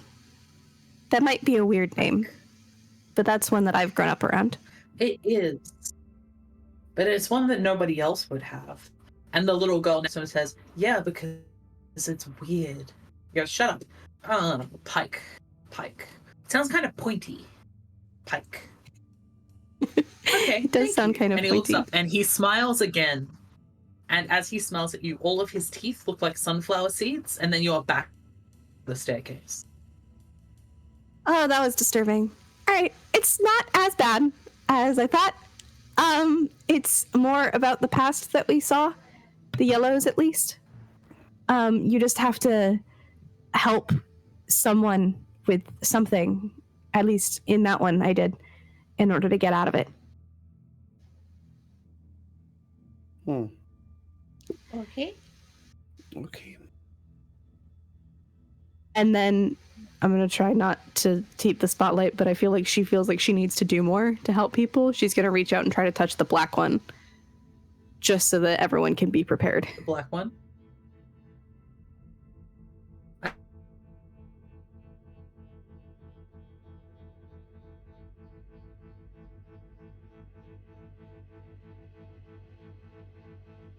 What it used to be? Sorry, all I heard is what it used to be. You had cut out until that point. Is Edith's worst memory still what it was at the beginning of this campaign, or has something Yes. become worse? Nope, still that. Okay. Alright, so Edith, you're on to the black step. And you are holding in one arm, and a bag of like takeout food and you are juggling the keys to open the tiny little flat that you live in on like the 4th story. Just opening it, and you hear yourself go to call out for Nelly, for Norma. And you know exactly where you are. You know exactly what's happening. What do you do?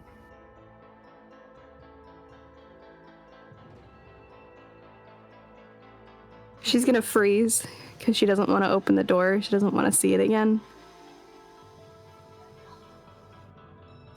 She's gonna look around the hallway first, see if there's anything else or if it seems like she has to go through this door.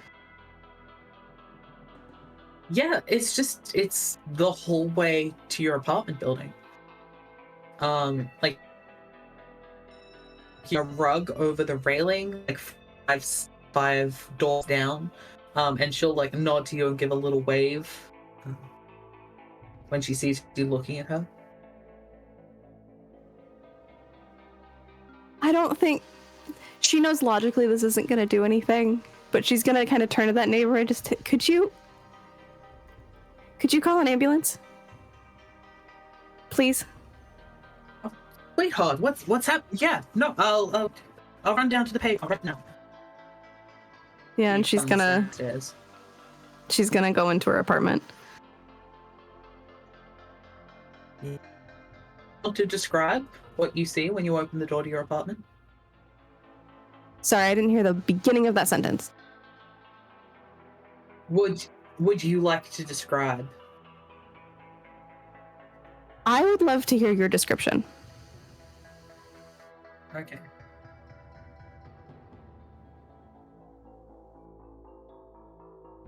Yeah, so just a quick content warning for all of our viewers. We are about to have a graphic description of suicide and the immediate aftermath of which. So if you would like to step away now, and I'm sure that someone in the chat will something up for us to say that that scene is over and you're safe to come back. I'm just going to give 5 seconds for if this is a topic that is sensitive to you or something you just don't want to deal with right now, to step away, and we will let you know when it's safe to come back, okay? So, 3, 2, 1. All right. So, as Edith opens the door, you're looking into that tiny kitchenette and the living room. You can see on the far side where like the Murphy bed comes down because you guys couldn't afford like a nice place. It's a very small, cramped studio, and you see hanging from one of the rafters the lovely exposed beams that you guys were like, oh wow, it's a fancy studio apartment when you first decided to rent it together. Is your fiance strung up by a piece of fairly hemp rope, something from a hardware store, like so new it's still squeaky. She's dressed up to the nines in a long red satin dress. Her nails freshly painted, her curled. Except her lips have gone blue under the red lipstick. Does it seem like there's anything in this room that I need to do other than what I usually, like what I did in the moment?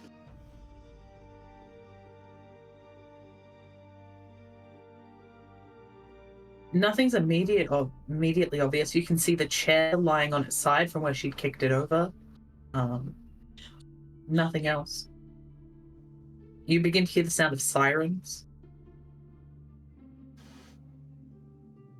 She's gonna cut her down like she did. Try to do chest compressions like she did. You reach up to pull her down, and you find yourself back on the stairs with the rest of your party.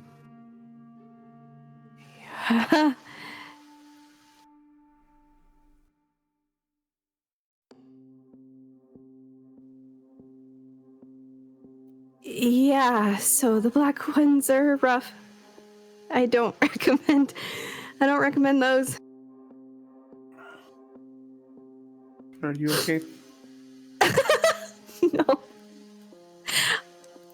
I can do this though. Would But you no. like a head pat or handheld hold or something?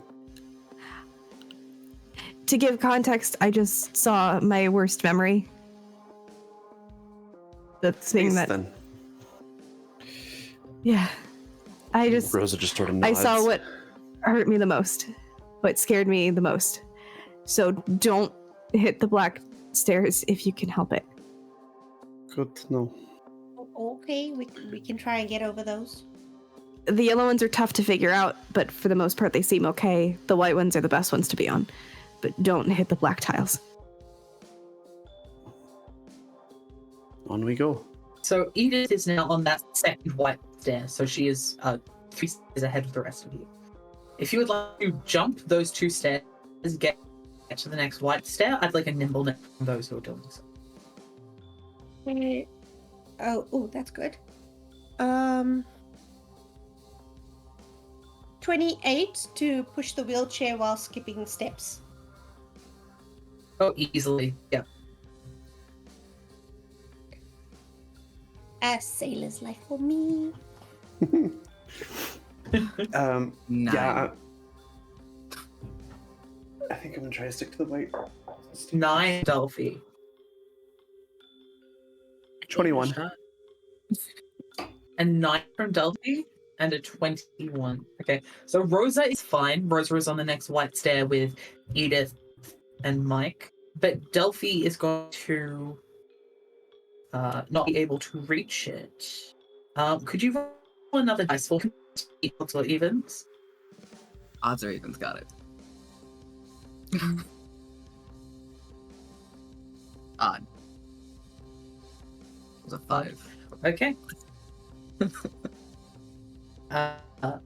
So you are in a doctor's office, which you remember this doctor's office because it was where you heard the news that your autopsy report had come back with like strange notes on it, essentially. After you had autopsied Victor, this was the moment where you were like, wait a second, these results are so abnormal. This is not the results that come back from a dead body.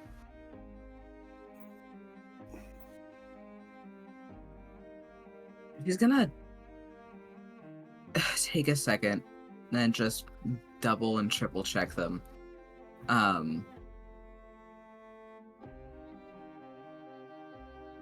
And then Yeah, they're exactly as you remember them. You are standing there over the body, looking at blood that's moving far too much.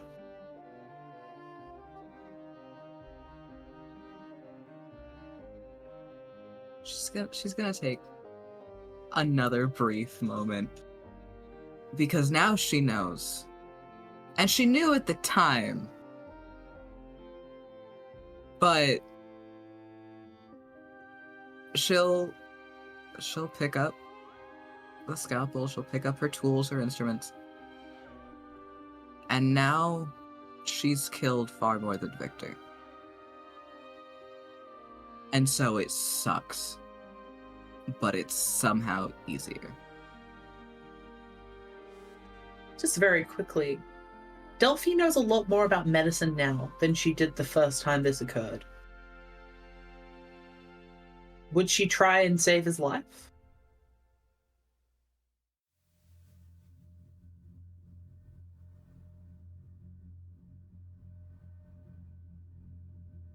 Yeah, I think this time. Give me a medicine check.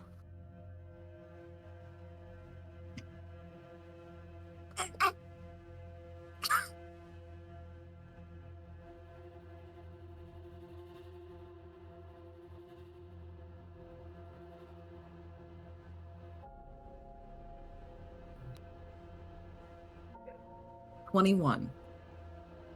21. Okay. So you stem the bleed. You sew him back up. You immediately begin to like apply warmth. You dash to the office phone. You call up. You go, he's not dead. I need an actual doctor down here. You do everything you need to do in that moment. And there is, you know that thing in TV shows where it shows like the good end, where it's like the guy sitting up in the hospital bed and his wife and children are there being like, thank God you caught it just in time. Like that kind of an image.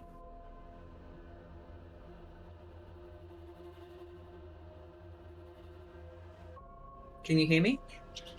Well, yes. Now. We heard and like that kind of an image, and then nothing.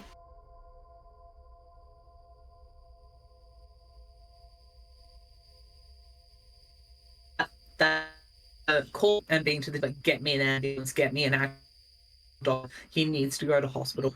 You see this like static flicker of images of you visiting Victor in the hospital as he is recovering from like very bad pneumonia, incredible hypothermia, his wife thanking you for saving his life, his kids being like, thank God he's alive. You see yourself be invited to Christmas dinner at their house. You see this like flicker of images of all of the things that could have happened if Victor had not died on that slab, if you had saved his life instead of ending it.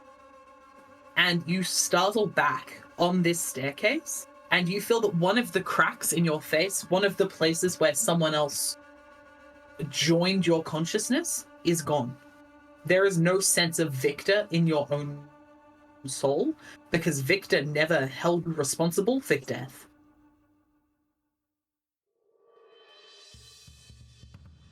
Because Victor is alive in New Orleans right now. You know that for a fact.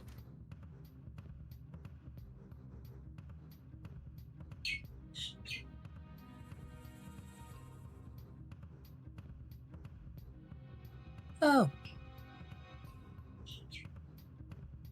You can change history. You can what? Sorry, what? You can change history. What? What do you mean?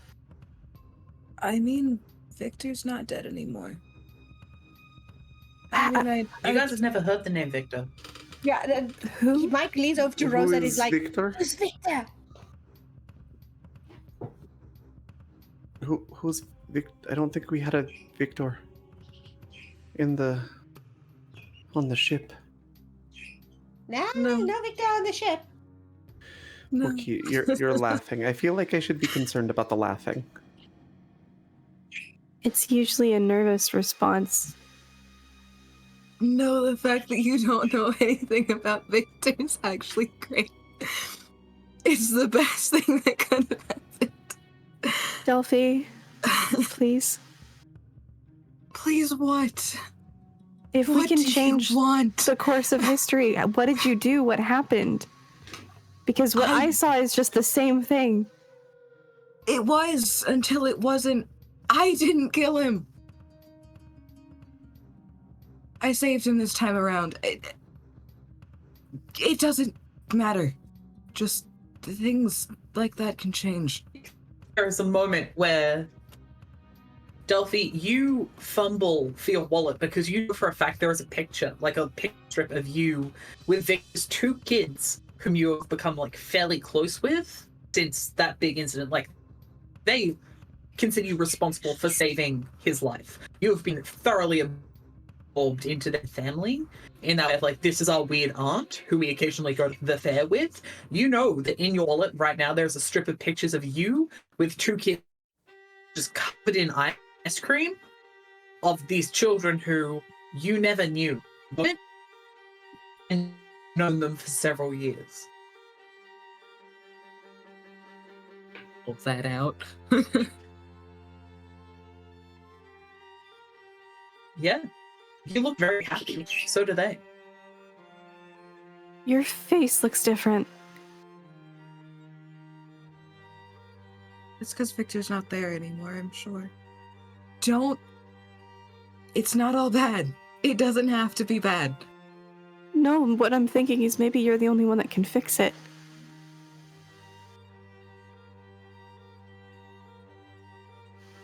Sorry. Mine was just kind of hopeless. What color stare is Delphi on? Black.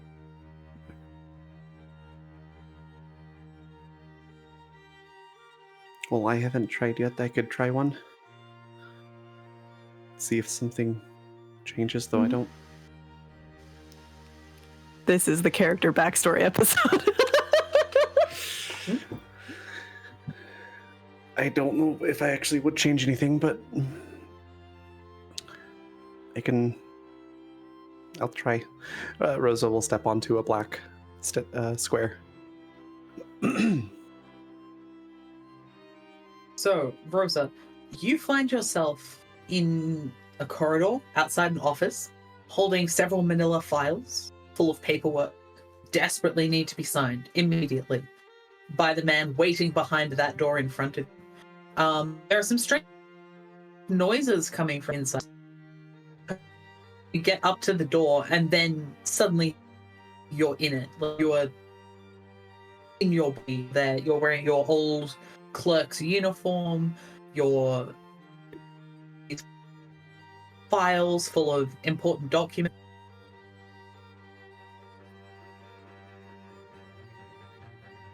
I think I might have lost you after files with important documents. What do you do? I think Rose is going to freeze for a moment and sort of have an inner monologue for Can a you hear me? second. I can hear you, yes. Can you hear me? Yes. Cool. So she's going to have an inner monologue moment. If I go through this door, I don't change anything. But if I don't go through the door, I'll never meet Delphi or Edith. I won't know anything except this pointless existence. Or Mike. Can't forget Mike, our favorite guy. She doesn't know Mike that well yet. Sorry. I won't be there to help them. They could die.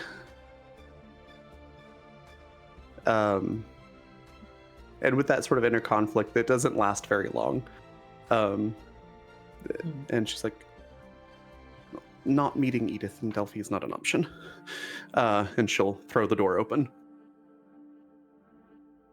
Where you catch a general and somebody else in flagrante delicto in the middle of fucking over the office desk.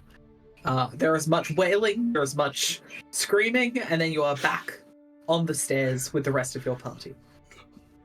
Machi. I really didn't need to see that posterior again. Sorry? I didn't change anything. Seeing someone's ass is your worst memory. How bad was the ass?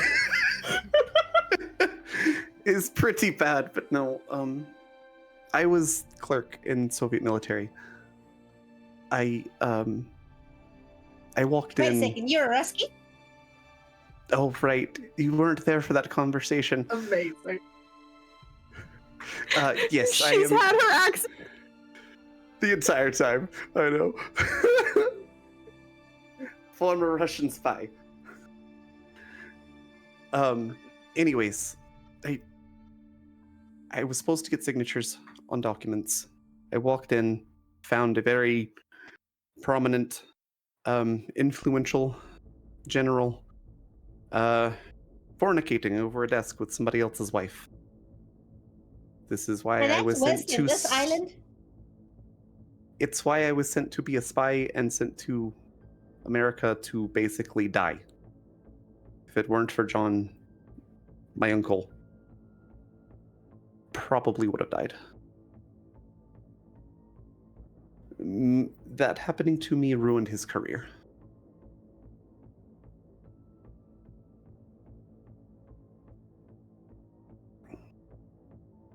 And then it forced him to come here where he died. So I don't know any other way to... I can't fix that without breaking everything else. If I'd fixed it, I would not have met either of you. And that wasn't an option.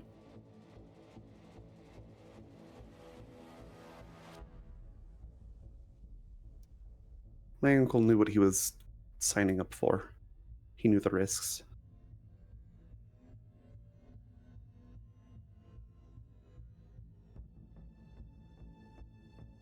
We need to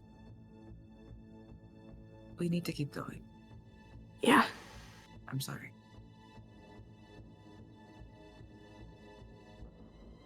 All right, so the next jump from white step to white step is just another nimbleness check. The DC is still fairly low. 23. Easily. How do mine work, Ram? Sorry? How do mine work, considering the chair? I'm gonna get you to still make a nimbleness. Essentially what you're doing is you are leaning over to the person who is up on the next white step, and then they are helping lift you from under the arms, and you pull your legs up to, like, essentially help Sounds them good. lift you over these stairs. Yeah. I got a 23. 7. I don't know. Oh, 8. Wait, I get advantage. Oh, right. Advantage on your next roll.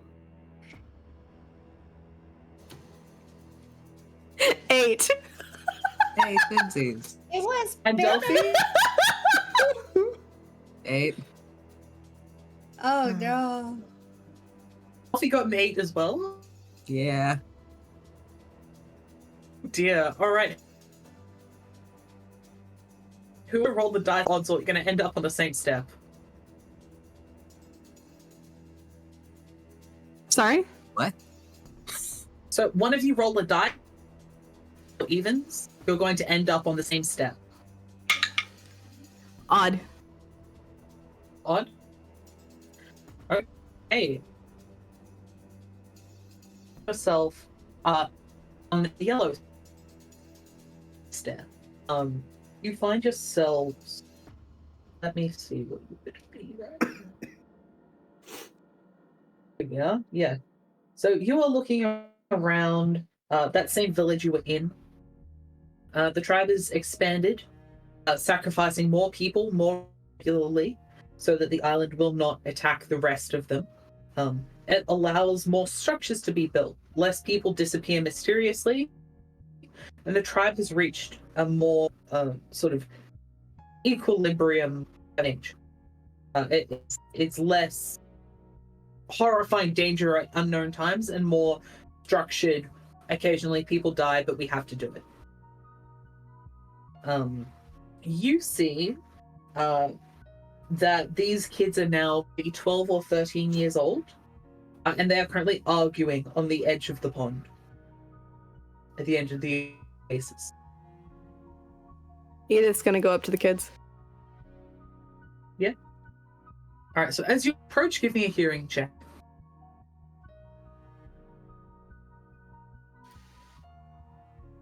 Dirty 20. Dirty 20. Okay. So you hear the little girl saying, I don't understand why you're so angry. It's just going to happen anyway. What's the point in getting all mad about it when it's just going to be bad anyway? You can get angry and then bad, or you can just be sad. Why experience two bad emotions instead of just one? And the boy goes, because that's stupid. The only way that we're going to get through this and build a life here, because we can't stay here. And he gestures around at the village. It's too small. There's not enough space. No, we need to find a new way to build a place where people can live, trying to be afraid of everything all the time.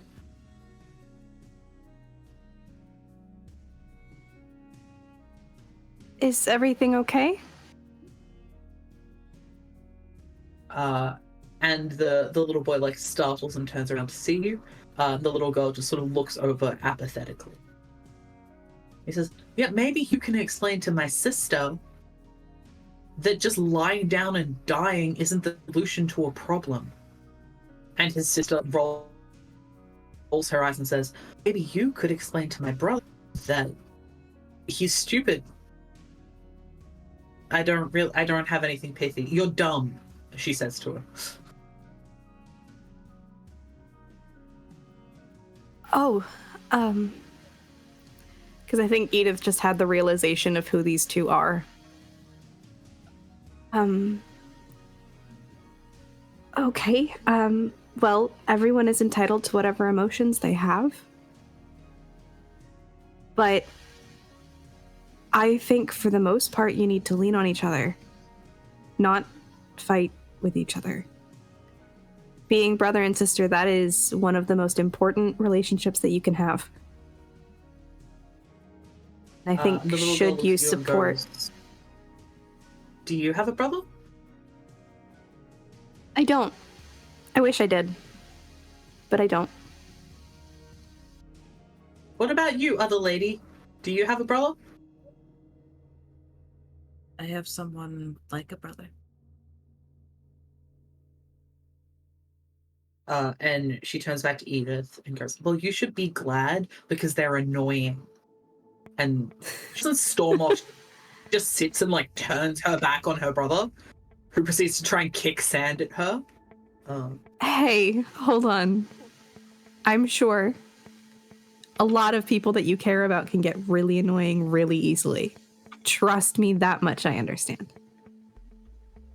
But you still love each other. Nothing's ever going to change the relationship that you have.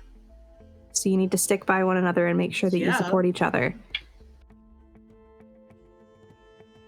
Yeah. So understand that she sometimes wants to just feel sad. Getting angry can be exhausting. It can be so tiring and it takes up a lot of energy. And sustaining some of it by feeling one emotion instead of two can help sometimes. But you also need to understand that he wants to try to find a solution, which is also a good plan. And you should support each other however you can, not fighting about it. Give me a charm roll. I'm good at those.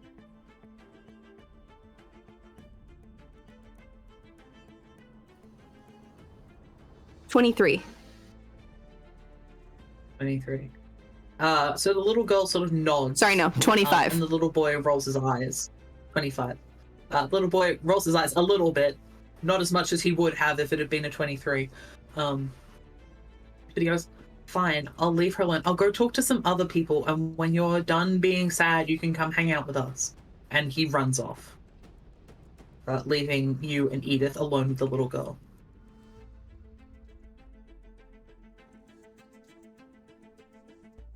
He needs you a lot more than it seems like he does. I think you guys need to feel things together. Feeling things is tiring. Yeah, it is. It's really tiring. Bad all the time anyway. It can feel like that sometimes. But if you have someone that you can lean on, she's going to kind of look at Delphi for just a second. It makes everything just a little bit easier. It might not seem so at first, but I promise. I promise it will. Okay, I guess I'll go hang out with his stupid friends. And she stands up and brushes the sand off her legs and runs after him. And you guys find yourselves back on the stairs. Oh, well. We know where the Sunflower Man and the Hook Lady came from. Oh? Eh? They were also from that village. A little boy that I helped name, apparently. Interesting. Are you okay, Delphi? Yeah, nothing happened. You should keep Okay. going. So from that yellow Try to get to step, the next you can white. fairly easily reach that white step. But your next nimble rolls from everyone are going to be a bit higher. But we've only 2 more rounds of this before you're at the top of the top of the tier. So let's have some more checks. 27. Ooh. 25. Mike does a fucking forward flip as he gets to the next step. He's I just fucking enjoying it. love Mike. He's thriving. I can tap dance over them lines on the ship. I can get over some steps. I love it. I love botched him. it. I'm rooting for him. No. That was a nat one. And Delphi? And an 8 again. I like my 8s, I Okay. guess. So, Rosa and Mike are good. Delphi and Edith, once again, eat shit. Someone roll me a dice. Let me know. Oh, odds or evens. Odd. That's another nat one. Good Maybe I lord. shouldn't All let you right, roll. that's what happened with odds again. You find yourselves not in front of that oasis, but you are instead looking out on a beach. It looks like the beach that you guys came in at, except there are lines and lines of sunflowers, like a field of sunflowers all the way down the beach. And every so often you can see these stakes driven into the sand with people tied to them. But in front of it, you can see a young man, maybe 22 or 23 years old, arguing with a young woman who looks very similar to him, again, maybe 22 or 23 years old. The man is very heated. The woman is very apathetic as they are arguing. And she goes, I've been very patient. I've gone along with all of this because you're my brother and I'm trying to support you, but I'm not going to do this. And he goes, I don't see why. How is this different? How is this different from the other things that we've done? This is working. This is food that we can eat that isn't corrupted by the forest, and it isn't just fish. We can't just live on fish. That's why everyone dies when they're big grown up, because they're trying to live entirely on fish. And she just waves her hands like, well, who cares if you live that long anyway? It's not like there's anything worth staying alive for. And he goes, everything is worth staying alive for. As long as you're alive, there's a chance that things will get better. We could find a way off this place. Or we could find, I don't know, like something good, something fun and interesting. And she goes, I suppose that's what you've told everyone to make them follow you and agree to be strung up like that amongst the flowers? And he says, yes, because they also want things to get better. And she goes, no, I don't think so. I think that there isn't anything worth improving here. And she looks directly at him as she says it and says, I'm going to go north. If you change your mind, you can find me there. And walks off down the trail, leaving you standing at this sunflower field with this young man.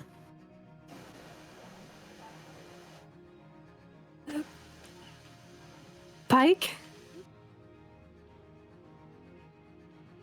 Oh, it's those two women again. Hello, hi, have you come here to build a life? And he gestures to this massive field of sunflowers.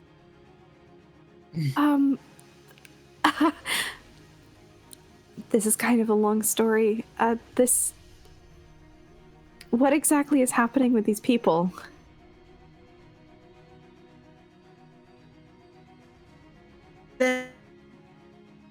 It's sand. Doesn't grow that well in it. Doesn't grow super well. But all plants love nutrients.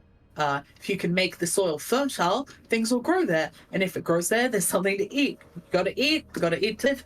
Gotta live to eat. Right? So, the good of the many over the good of the few. I just asked for a few volunteers who'd be happy to help. And I got some. And he sort of does jazz hands at this field of sunflowers. Delphi, I think it's just clicked for Delphi who this is. I don't think it clicked before. Delphi is gonna walk over to him and is gonna hug him.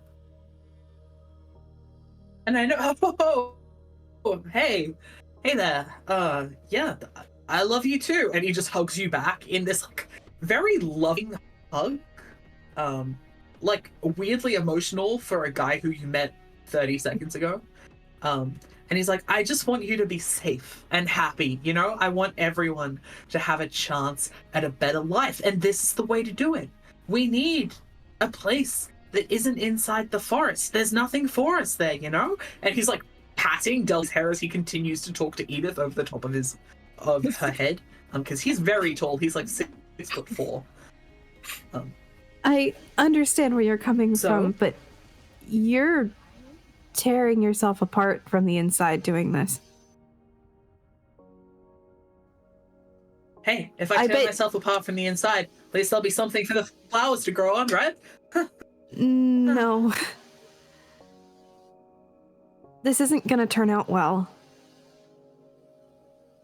It's not. That's what all of the old people in the village said, right? And that's why they keep sending people to kill me. But I'm not gonna die. I'm gonna live forever. You're not actually wrong. In a way. She gets it. See, she gets it. And he sort of squeezes you again. Delphi squeezes back and is like, you're gonna end up helping someone who really needs it a few times in the future. So thank you. So, that's the plan. You know, if those old fogies back in town don't kill me, I mean, I'm not gonna die, obviously, but they don't stop trying to kill me. And he sort of shakes his head and looks away. Anyway, did you guys want to have a look around? Do you want to see if you want to settle down here? Because we've got space, we've got food, we've got space. Even though we've only lost 2 people to vines this year, this whole year, only 2 people. You're just gonna shut her mouth.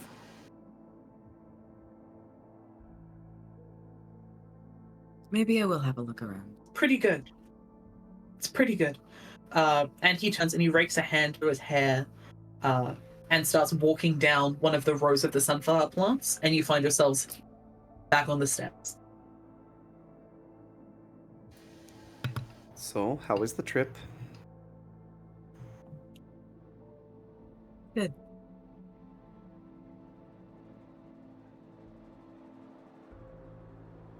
We should continue. This is weird. It is, yes. Okay. Let's keep going. Last of jumps, last nimbleness check to the top of this tier. Uh-oh. DC's gone up again. Is there... Did by 5. It sure doesn't My fucking matter head- because I nat one that. I got 14 total. So Fucking my twinsies. Is there any way that Rosa could voluntarily step onto a black or yellow space to make sure that Edith gets onto a white one? If Jenny agrees, yes. Otherwise, I'm not going to take it out of her head. I'm gonna be honest with you. I rolled a nat 1 on this last nimbleness check. My God. Same. See what happens. 2, it feels like a cheap cop out to not take it. All right. So, Rosa, She tries to you can reach and it fail does not with the work. group, or you can jump on ahead, basically. Well, I rolled a 19, so that makes it a 26.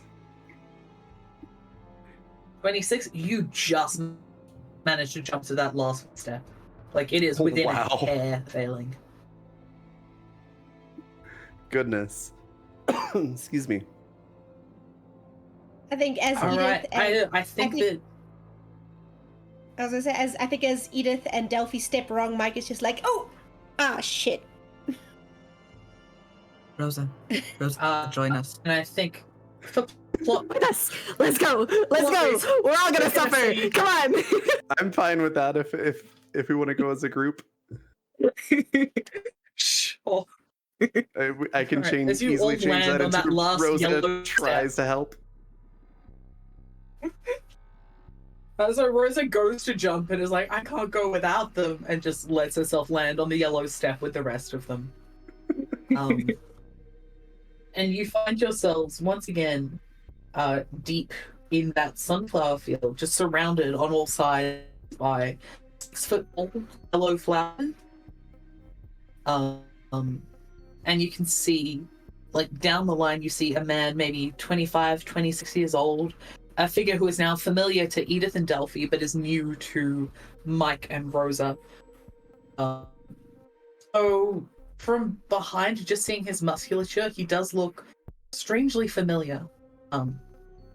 There's a kneeling with his hands together in prayer, in front of one of the flowers, muttering under his breath. You can see next to him is a massive obsidian knife.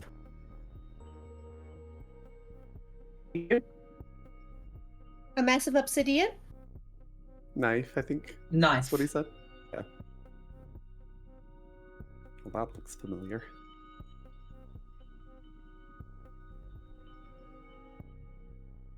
Ran, if you're talking, we've lost you. No, I'm not talking currently. I was waiting for you guys to do something. Delphi's gonna book it. But, like, not in a panicked Yeah? way. Delphi looks very happy. Okay. Rose is just like, You run over. "Oh." As you get closer, give me a hearing check. Okay. Why did that sound demonic? I don't know.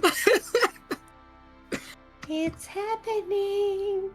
The evil is coming out. This game is infecting us. That was a 30. Holy Damn. crap. 30. So as you get closer, you hear him going, "It's alright. I'm prepared to make whatever sacrifices I need to make sure that everyone is happy.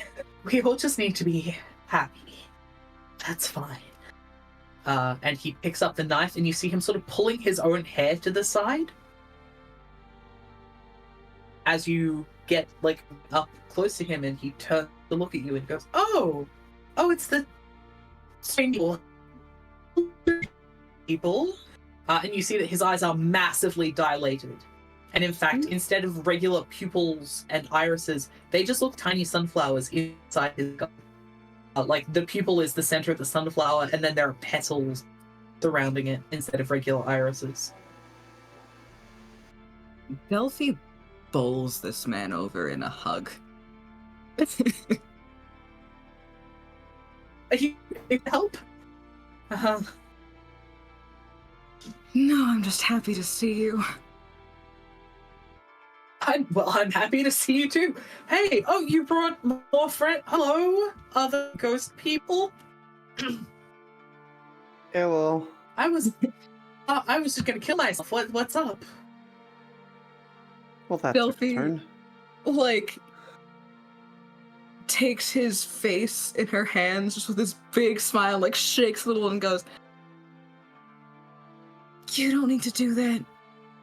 You're already doing so well. I am so happy to see you." And just squeezes him in this hug. I also vote on the not killing thing. Leans over to Rosa. Is that Suck Victor? from?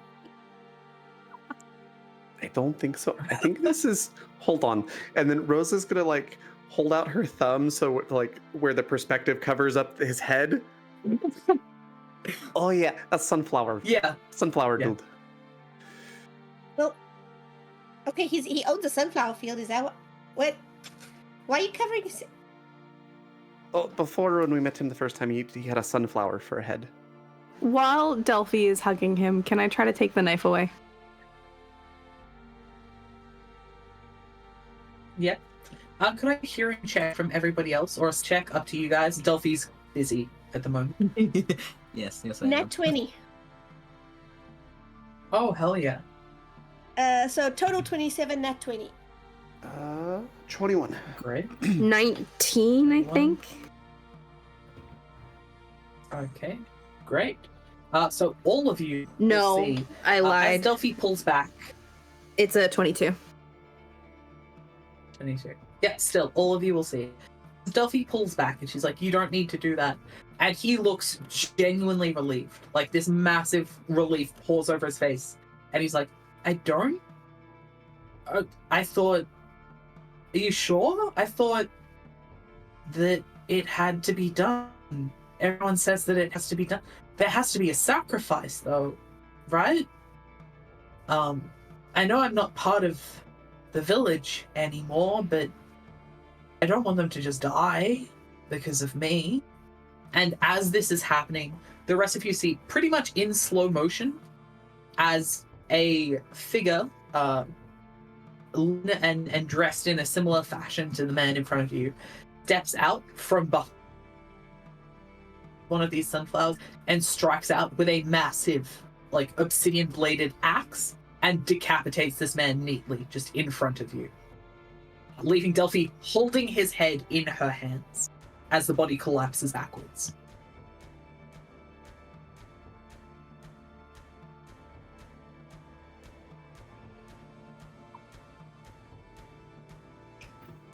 A roll to see if I can react to that or not. I will full Oh, on nat follow 20. this Yeah, Rosa is perfectly fine. Rose is gonna No, bum no. rush the guy with the axe and try to get the axe away from him. Mike released the Excellent. scream of a Give me a 5-year-old. mic. Go. What was that, Rand? Sorry. Go ahead, give me a mic check. Mike, you're so relatable. Carry on. Right? Hell yeah. 23. 23. Yeah, you push this guy back easily. Delphi, Edith, what are you guys doing? I think I'm just trying to see what's happening. I mean, he's been decapitated. There's nothing that I can do. I just want to see who this person is that killed him.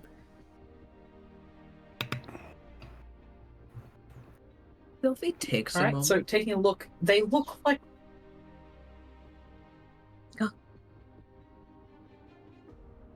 Keep going. Go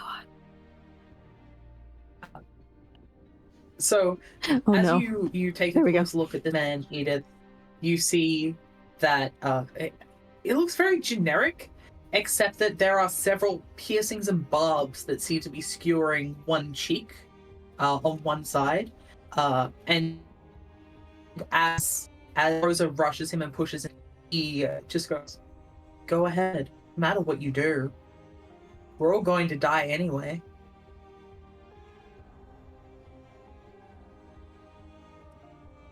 Delphi, with the head, is in shock for a moment. And I'm assuming the body there's is blood fallen. just pouring down your arms. Yeah, the body has gone limp on. Delphi just fully lowers herself to the ground, tucks the head against her chest, and then literally lays with this body, like, between its arm and its chest. And you snuggle along with the corpse. Yep. Living my best life. Like, he pushed a couple of the sunflowers down when he fell.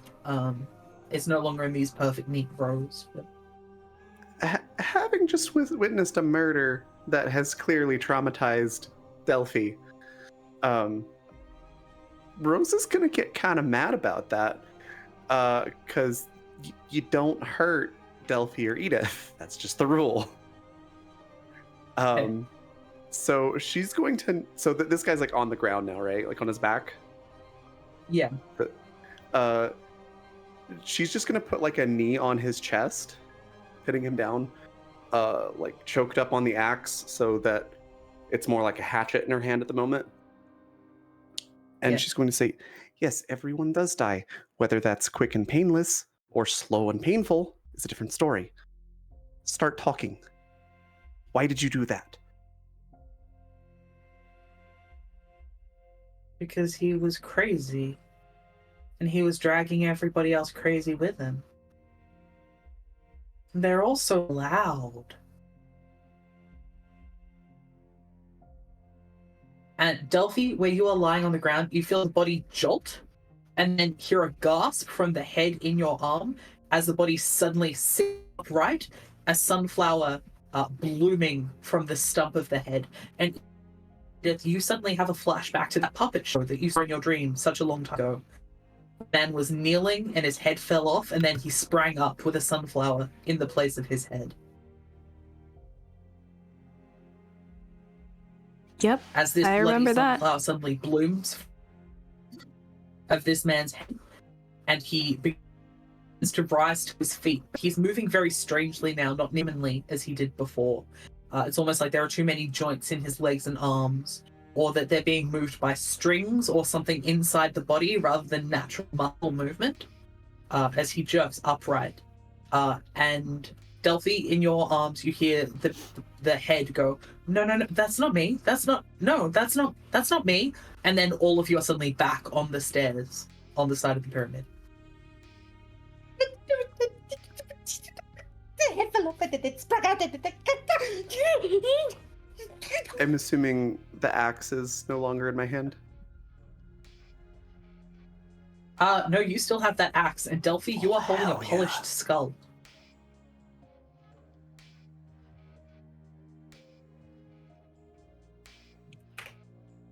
Gonna give it a kiss on the forehead and then carry it with her. You have reached the next layer. At the top of the tier, there is a gate with a lock in it. Above it, the legend reads, "Emotion is the enemy of peace."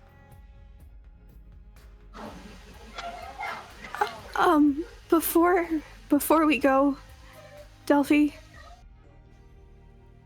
this is gonna sound really selfish. Would you mind going on a black tile with me, please? If I had help, maybe... If... I want to say yes. I do. We're gonna have to come back down. We can change the past. Potentially. After we save our present.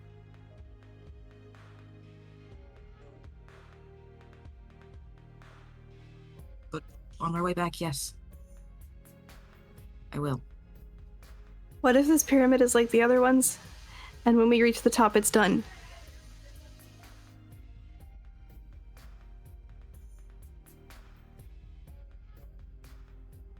The other pyramid stopped working. What When we finished, we did everything. What do you want to change? I want to stop Norma. Or help her. Maybe if there was a little more medical expertise, maybe if we went back a little further, I'd be able to just leave work early and not go pick things up. I could just go straight home, and maybe that would make a difference. I don't know if it works that way. But if you need to try, I'm not a doctor, but I will help you however I can.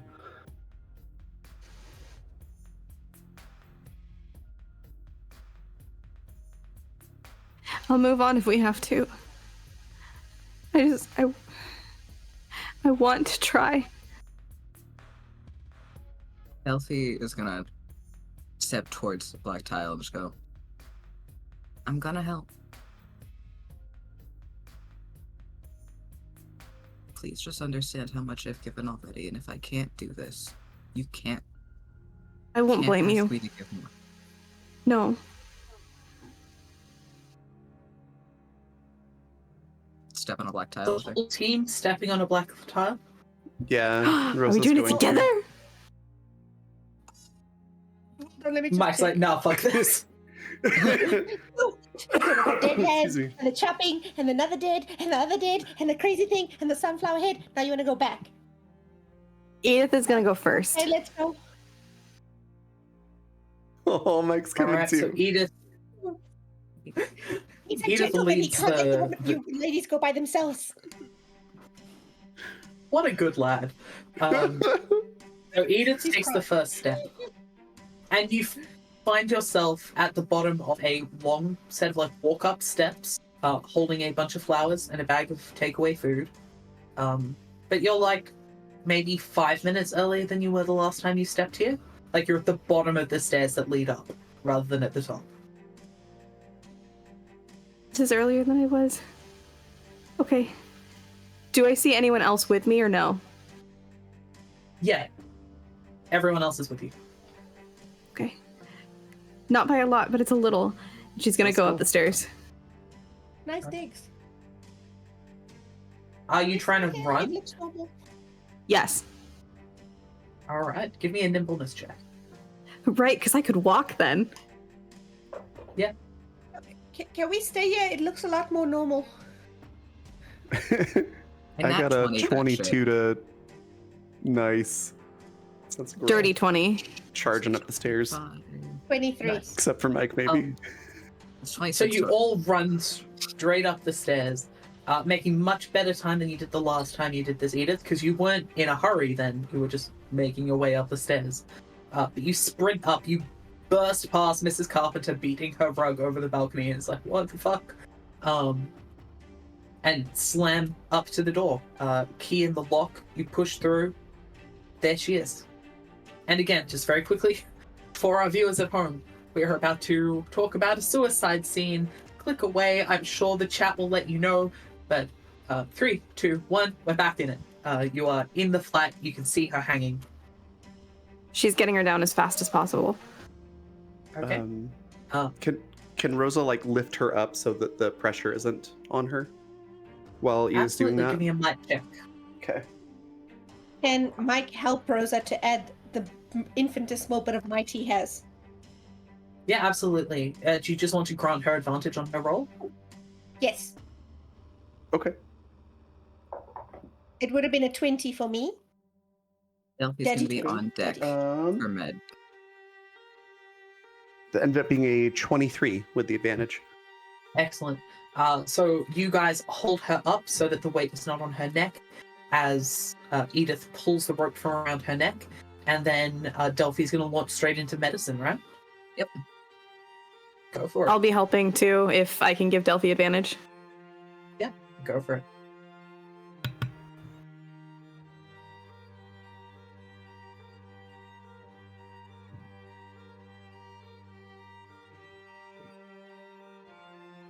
That's a 28. You, as the body comes down, lays on the ground, you go to touch, where's the pulse? She's cold. You don't know if Edith has never noticed, because every time, the 2 times that she's experienced this, she's in so much panic. But this woman has been dead for maybe an hour.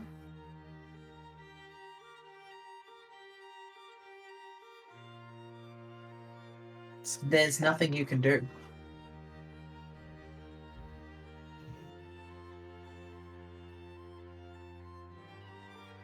She's been dead too long.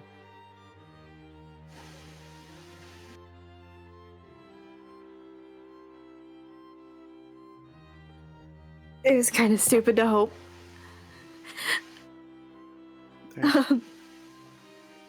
Thank you for trying. It means the world to me. It really does. And you find yourselves on the stairs once more. Delphi's putting the key in and going. Delphi wants nothing to do with what just happened. Rosa's standing Alright. close to Edith, but following. Was The she in the top of the wheelchair? tier, the door opens easily through the keyhole. Yes, she's in the wheelchair. Above it says, "Emotion is the enemy of peace." There are no obstacles on this tier. It's just brightly polished copper with thousands of spears and hooks jutting out of it, but not in the way of the path.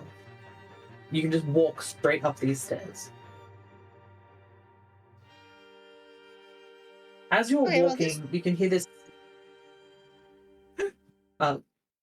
susurrus, and these images begin to overlay you as you walk up. So you see the girl decide that the only way to live on the island is to give up and not care about what happens to her. and she convinces a lot of the people around her to give up, lie down, and allow death to take them. As they keep pushing their own narrative, her twin leaves to go start his situation as well. These two cults pop up around the two of them and begin to go to war, even though the siblings themselves do not have harsh feelings against each other.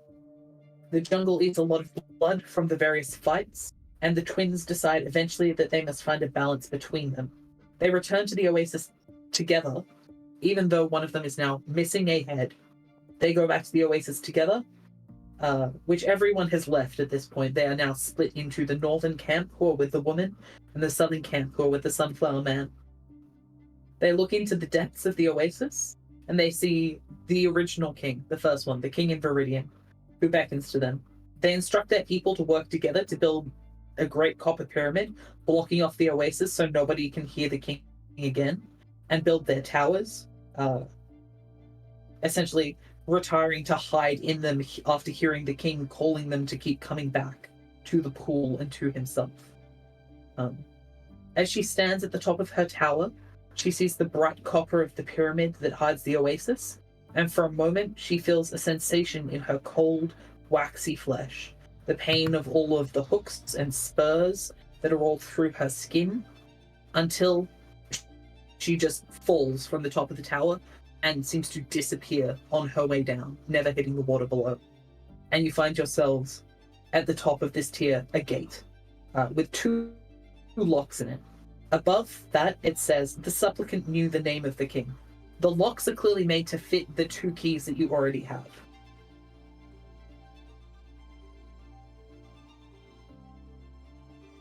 I'm gonna hand one key to Rosa and then look to Edith. Do you want to hand the other one to Mike? Nah, it's okay. I'm okay with the wheelchair. You're a participant now. He is so scared of Delphi since she was like, I already killed someone, and Mike was like, what? Yeah, I pushed him off the tower. What? Okay. I'll put the key in the lock. Click.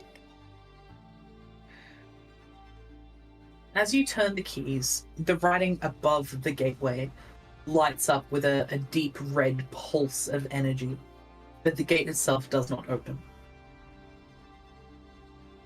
Anybody know his name?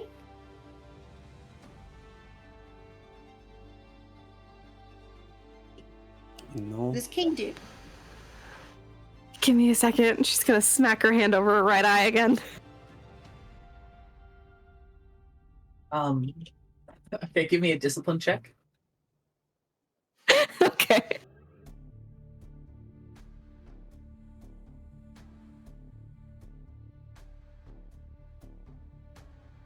My luck has either been so bad or so good because I just roll another fucking nat 20. Okay, so again, you feel the scarecrow behind you, and she says, "You've said his name 10 times today. Was the first thing you heard when you got here.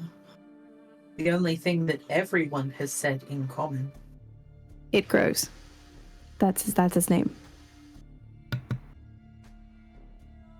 So as Edith opens her eye and she says, "It grows," the gate creaks open. It ain't a This name. gate leads... I love my... Come, Mike. What a guy, Mike. Really?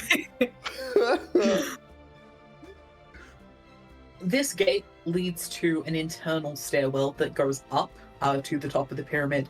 Inside it is not decorated, it is all just smooth copper, but it's fairly fast getting up there. When you reach the top, you see an altar and a dead man laid across the top of that altar. It's Luke. He appears to have had his throat cut. There is a knife on the ground next to him. And he has written something in blood, either on or near the altar. You can't quite see from where you are. You're still like a solid 15 feet away, 15, 20 feet. holding the skull. Delphi's just like, I feel so bad. Really. Oh no! You'll hate to see it happen. Mm. Can I go see what was written? Absolutely. Oh, do we gotta? Pushes you forward. Rose is like right next to Edith. She's not letting her out of her sight. Do we really gotta? So you can see, this is not a setup that would be very familiar to Edith, but Delphi would recognize. Much like the area in the temple to the Hook Lady, there is a space for something to be written in sand on top of this altar, and Luke has written live. Or live? You don't really know, because that's how these words work.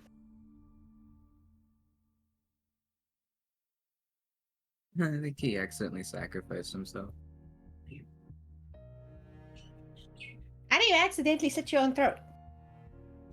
I mean, if you trip and you're holding a butcher's knife, I can kind of get it. Or if the window breaks as you're leaning out the window and it just chops down.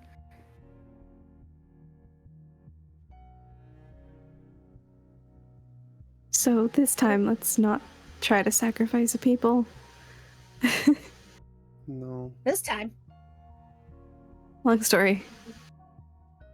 But you can see arrayed on this altar, there are 4 cartouches. The first one is empty.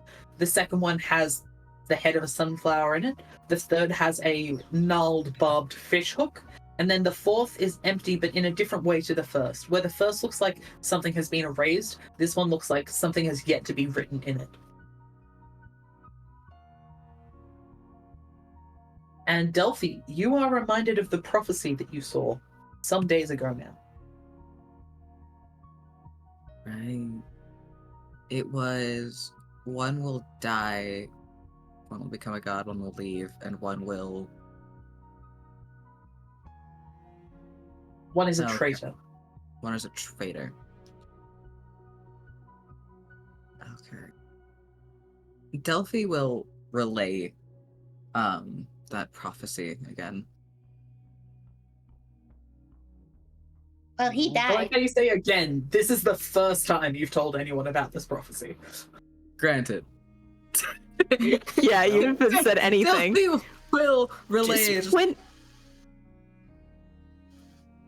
Yeah, I got this. when did you get that? A while ago. And you did, Delphi. No. She's gonna laugh like a little bit, like a little hysterical. And you did. Why didn't you say anything? Would it have helped prior to now? Maybe. Mm. On the plus side, he died, so there's one dead. That is nice. I do like that. I'm he not died. I'm not betraying anyone, Scott's honor. Not to be melodramatic or anything, but with the things that you can do and the things you've done, from a certain point of view, Delphi, you are godlike. There's 2 spots filled, right? 2 out of the 4? Yeah, the first one is that same empty cartouche you've been seeing everywhere, where you're like, there's meant to be something there. The last one is blank, as in it hasn't been inscribed yet. So what it seems like is Luke here's kind of maybe done 2 of the things.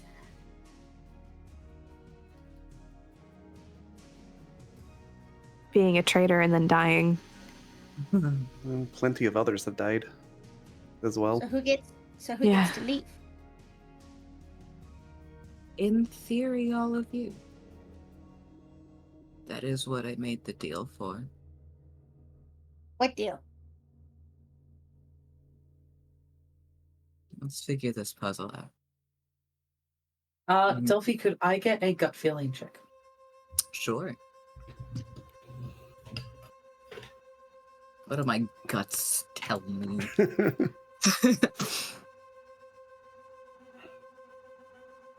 Why was my first thought, do you know where the guts are right now on this island? Do you Are the still guts have in the room guts? with us now? Are the guts? That's a 24. Are they Okay. in those in the room with us. So I will just take Cove aside for a moment if everyone else would take off their headphones. Yeah, I actually need to run to the restroom, so that's perfect timing. I'll be right back. Amazing. Look at me. Okay, so Delphi, you know exactly what's going on here. This is a spot where you make a sacrifice to appease the island.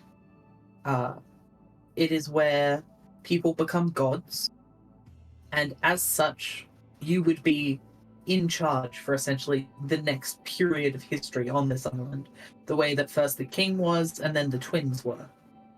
You would become a part of this mythology, and in return, you get to give the island one command, a one-word command. So it looks like Luke tried something, but it didn't quite work, and you would think that he's in a similar situation to the Scarecrow now, where he isn't in the mythology, but he also isn't actually dead. He's somewhere in between. He's something in between. Do I know? So that's what you know. Okay, with this knowledge, do I know how to do it correctly? You know, you make the wish by writing the word of what you want the island to do in that sand, and then you would guess there's some action you have to take, some sacrifice you have to make, because you know that the king gave up his life in his name. You know, the twins gave up each other. They never got to see each other again. The Scarecrow gave up her own life for her lover, although it wasn't done in the right place or at the right time, so it didn't happen.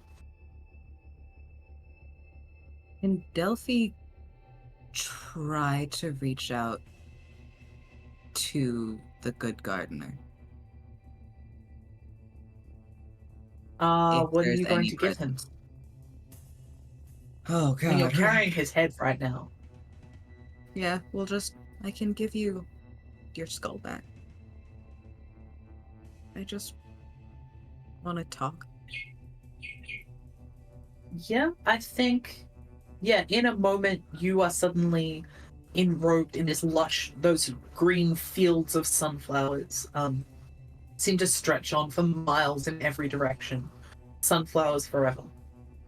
Under a bright blue sky with a few white clouds scudding across the top of it. And although you cannot see him, you know he's here with you in this field somewhere. Your presence has become a comfort to me. It's weird, but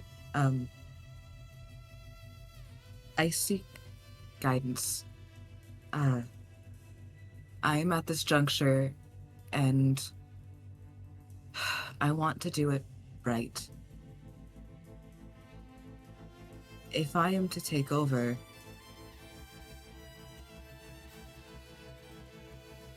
I want to do it correctly, and I want to make sure that at the very least, there's one person who gets off this island and gets to live.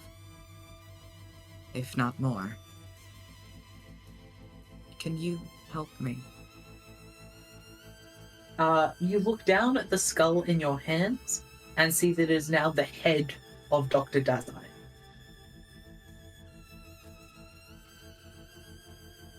The head's mouth opens, and he says, in his voice, so that same cultured, slightly accented English, he goes, "Whoever becomes a god has to sacrifice something. At the very least, a life. You have nothing left to give. You've already bargained away your life.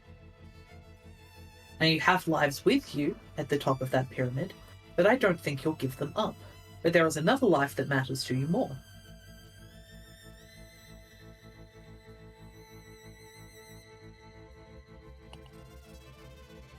You have options. You do not have to ascend to godhood. You may not have enough to give to get what you want. Perhaps someone else should take that step for you." And you come back to yourself. Can you grab everyone else to bring them back? Can you make the headphone gesture? Thank you. I love how I said that your face didn't scare me, Cove, for the first time this entire campaign, and then like maybe 30 seconds later I went, oh, nope, never mind, there it is, there's the concern. Just confirming we're good for the headphones. Oh, no. Yes, we are good for headphones. Okay, cool. Producers so- also concerning me. Delphi freezes and then throws up a whole stomach full of sunflower seeds onto the ground. Hey, whoa, whoa. Edith's gonna try to rub her back. Try to inhale through your nose. It helps. It's fine. I called him. Cool. What do you mean? It's fine. And as you say, who do you mean? All of you who went through the White Spire, so everyone except Mike will say the good gardener. The good Okay. gardener. Why? I wanted his help. It's not the Okay. first time I've asked. Okay, what did it cost though? I gave him his head back. Okay. Oh, that actually Okay. seems. Yeah. Okay. Are you Don't sure you're always make the most It- grim decisions. No, I'm trying to err on the side of caution. Disregarding the sunflower seeds, are you okay? Are you all right? You don't look well.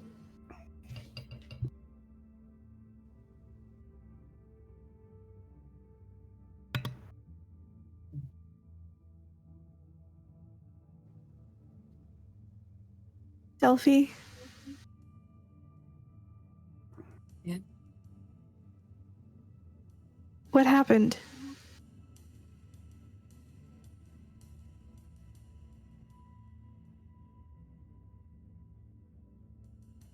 We have to sacrifice something, and a life is pretty much what this one's gonna take. And the option, one of the options that I was presented is I can't. What were the Unless- options? Unless sacrificing him got him to stay with me. What, sacrificing him? Be able to keep him with me?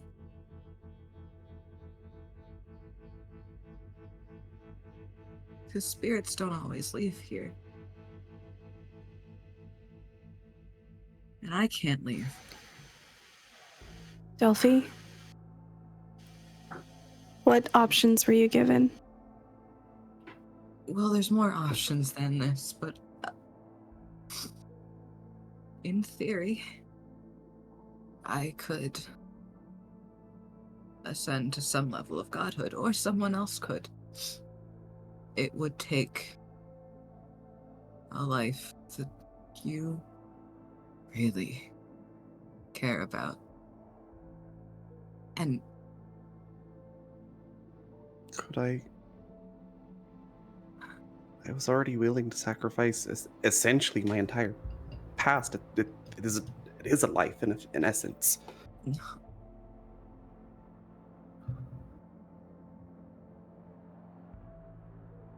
Sam, can I make a gut feeling check to see if Dazai would simply disappear if I sacrificed him, or if he would somehow stay on the island? Absolutely. Oh, my heart is racing. It was such a serious moment. I had to stop myself from being like, as soon as you said he would die, like, listen, we've only known each other for a few days. GM, I just nat 20'd my gut feeling check. What the fuck are my guts telling me? Squirmy. You have anxiety and you haven't eaten in a while. But beyond Just that, me. you think it would depend on the type of god you became? Partially? Like, you could try and tie yourself to him the way the twins are tied together. The natural thing to do with a sacrifice is it just sort of... seeps into the island. Like, it's the power that gets you upwards. But you think you could try to hold on to him.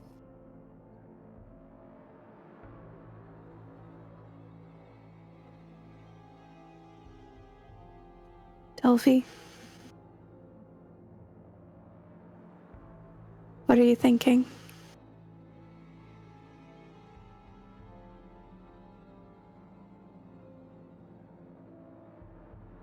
I'm thinking there is barely any of me left. That's just a fact. I've bargained it away time and time again. I also think that I am nothing without him. I mean, I am. I'm something, sure. But we're all we have. Shouldn't you ask him first, though? How? What time do we have? Do you want to go through that again? Delphi, I need to explain something to you really fast. If that's okay. We've only known each other for, what, a few days. You are one of the most important people to me that I have ever met. One of. You're more than Dazai. I know how much, I understand how much he must mean to you. No, But I think you misunderstood. I do not think I am lacking or not my own person or that I cannot stand without him. I refuse to.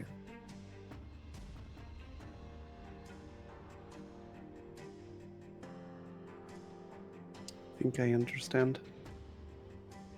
And you can't leave the island? No.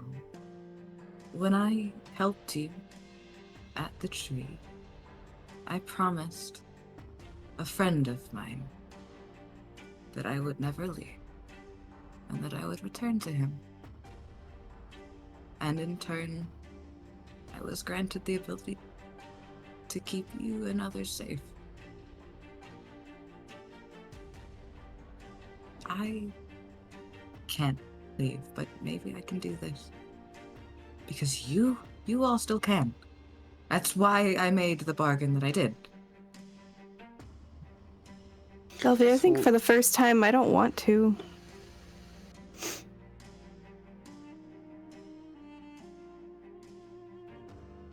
If you can't go, I don't want to. I can't go back to my parents like this. I can't. Not after the things I've seen, not after what's happened. I can't go home. I can't go back to work. I can't. You will. I know it seems impossible. I know it seems like such a distant fantasy of a future. I know it seems like nothing will ever be the same, and it won't. But Edith, everything I did, everything I did was to get Rosa and you and Dazai and at one point Esmira off this island. Everything I did. I have died so many times. I have become a killer time and time again. I have become a monster of my own making so that you and Rosa and everyone else didn't have to. Do not do this to yourself. Do not do this to me. I won't let you. If I may interject. Can I get a sight check from Mike? Mike, live your life. Yeah, Mike. Yeah, Mike. Yeah, Mike. Mike. That is a. Oh wait, I have training. I don't suppose that anything will help with my training. Sight. I mean, I got sailor and I navigator. don't think so. We're used to looking out over the horizon. Okay, sight will be a 27. Yeah, that's high enough, buddy. You didn't need the training. You look around and you're like, wait a second, wasn't there a body right there? As Delphi goes, I have become a monster. A creature looms behind Guys? her and So whispers in her ear once more as a blade strike comes at you from behind as Luke stabs you with his fucking hunting knife.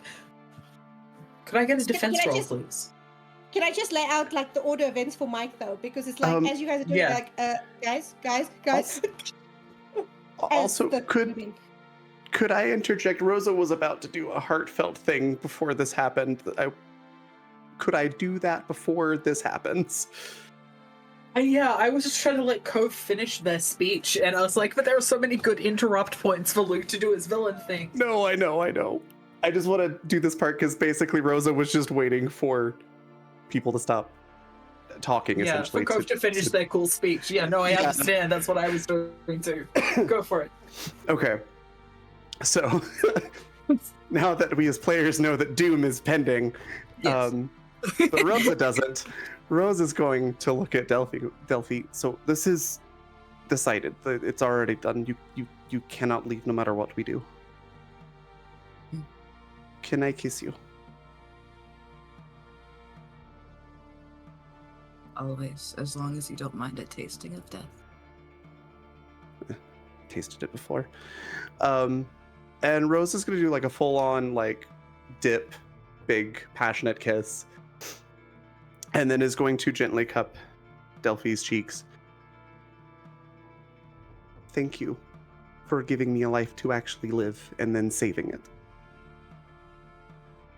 Now we can have looming thread. Woo! It's even more traumatic now because it's like swing, sweep, and then stand up. I got a 29 We for my have- defense roll, by the way. Dramatic. So we have a dramatic kiss. You are put back on your feet. Then from behind you, there's a slightly edited line. So instead, Luke says, "Oh, you think that you're already a monster? Let's see what you think of this." And then the stab comes at you. So you said you got a 29? Yeah.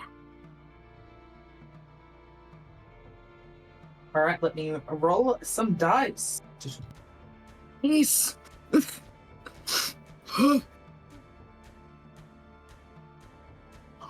I'm so excited. If Delphi actually becomes a god, I'm gonna be so happy. I know. I'm gonna best outcome for me. Okay. All right, I've got a 36. Yeah, that does it. All right. Is there any way that we could try to help? Listen, I'd like to point out the very first time we spoke on the chat, I said I apologize in advance. It was for this character. I'm also perfectly happy spinning around and taking the blow instead, if that's a possibility. Trauma. If you It can was beat this legit 36, about to I'll let offer you the do same it. thing. What was If you that, can Rand? beat us 36, I'll let you do it With what? with a defense roll of any kind. Let me see if that's even possible.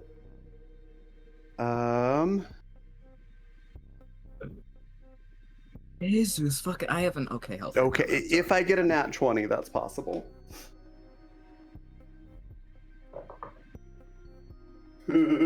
Nat 20, let's go. I hate it, but I love it. So Oh what's my your total? God. 37. 37. Okay, you're going to take the damage instead. Oh, Let me Delphi roll, gonna be 'cause so you've got mad. a special weapon. Delphi gonna be so mad at Rosa.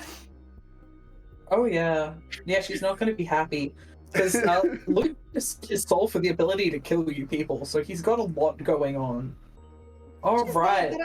You're going to take 18 points of damage. Okay. I don't want to take another one of those, but that's okay. And we're gonna... God, do we even have time to move into initiative? We are very far over. I can tell you what Delphi's gonna try to do. Alright, we'll try and get through this in 2 rounds of combat, guys. Give me your initiatives. Ran, just check your PMs. Why did I nat 20 on my initiative? The dice are with me today. 19 for Edith. What? In the most It's a 24. in-character role, in the most in-character role possible, Mike rolled a 1. Mike is a chicken without a head. Bless him. What is... I have to ask this every time. What is initiative? Nimbleness plus your roll. Nimbleness. It's basically a nimbleness check.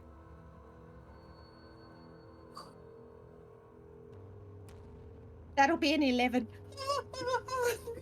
26 total with a nat 20. 11. Okay. Alright, Delphi, quick on the draw this time. But not as quick as Luke, Of course fucking who not. is going to do 2 attacks. 1 at Rosa and 1 at Delphi. So let's get some defenses going. Dear. Next time we Fuck. find a body, we throw it down the stairs before we inspect the room. Next time? What the fuck do you mean? Next time? Next game, okay? Next game. Alright, so Delphi, you're trying to beat a 30. Rosa, you're trying to beat a 39. And it's melee, yeah? Mhm. On a 32, So- baby! No, he is shooting Delphi. He is stabbing you. Well, they're the same Randy score. listening? Either way, whichever attack it is, I'm using the one that gives me a bonus. So that's 37 plus 5, because I got another nat 20. 42? Not a 32.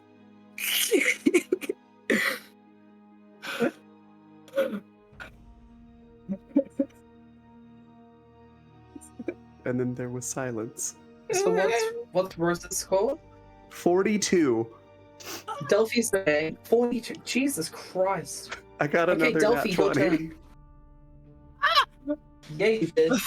Sorry, the Delphi, your turn. adrenaline has just kicked in. Delphi is going to actively try to ascend to godhood. Okay, how you doing that? Oh dear fuck. Okay. So there's the bowl, right? And then there's a Yeah, sacrifice. with the sand and the cartouche that needs something written in it. Yeah.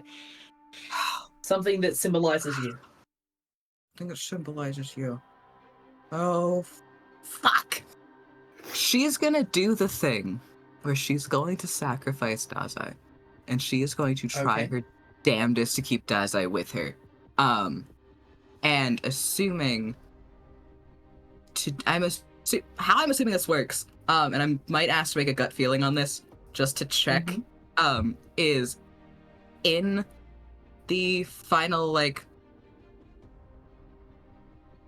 I don't know.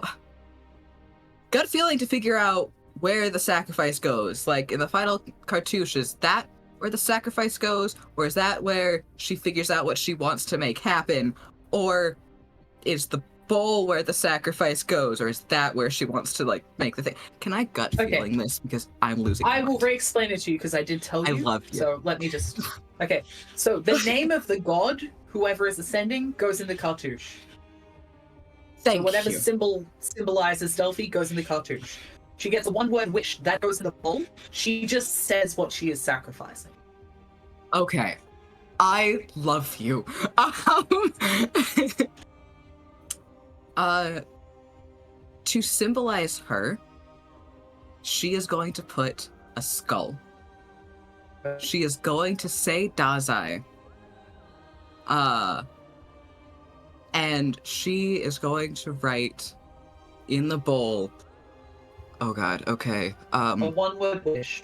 This One is word something that wish. the island will do for you. So for Island some will do. examples, you could She have seems- like rise, sink, grow, decay, stay, all sorts of things. For hers, she is going to write sink. Sink. Uh-oh. Okay. Y'all better get up fast. Be good at running. Fantastic. All right, that's going to take 2 rounds. You need 2 rounds without dying to get through this, okay? I will do So my this is the best. first round. First round, you just got to make it through another turn. Rosa, your turn. Okay.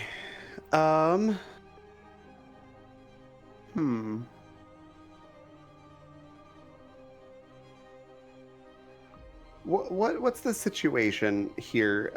Is the knife stuck in me? Did he pull the knife out? So the knife is in his hand. It just slid through your flesh and back out. Okay. Gross. Delphi has sprinted over to the altar and is beginning to like mutter and draw things on it. Mike is screaming. Edith is behind you currently.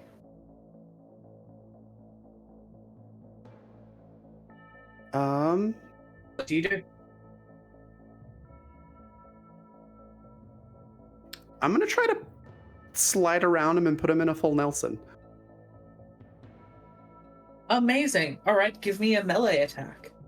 Well, it's actually gonna be a grapple. Oh, I guess I do have to hit him with the attack first, though. You're right. Yeah. Let's see if we can do this.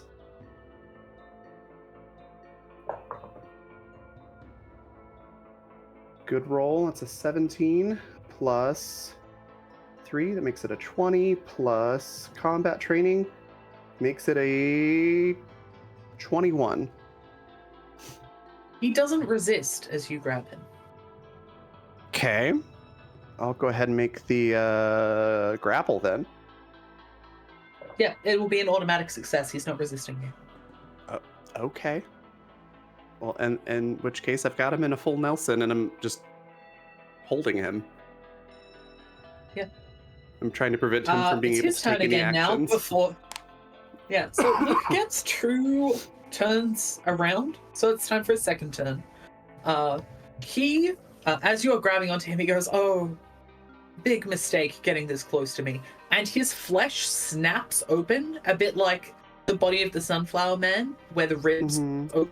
All his back opens and clenches shut around you. You're going to need to make a defense roll, and you're going to have to let go of him, or you can take the damage and hold on and not make any defense roll. It reminds me of the horror specs from Carnival Row. If anyone's seen that. I have not. I just love body horror so much. Okay. I want to see Melee. it now. Please, I I will need a watch it. calculator. I love it.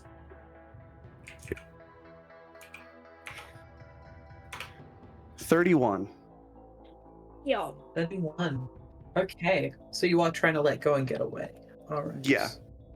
31 against a 32. Oh, good for you, Luke. Doing well. Wow. So only nat 20s again with Luke. Because I rolled a 19. All right, going to take. Oh, you're going to take 9 points of damage Okay. as this acidic substance within him begins to bite into you. Okay. Edith. Okay.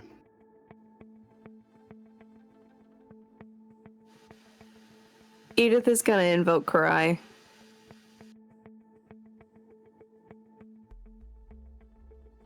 Because she wants to make a deal.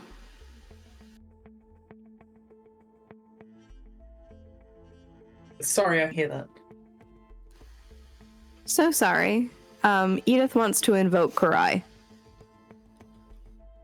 Because she wants to make a deal herself. Awesome. Great. Give me a gut feeling check. Mhm.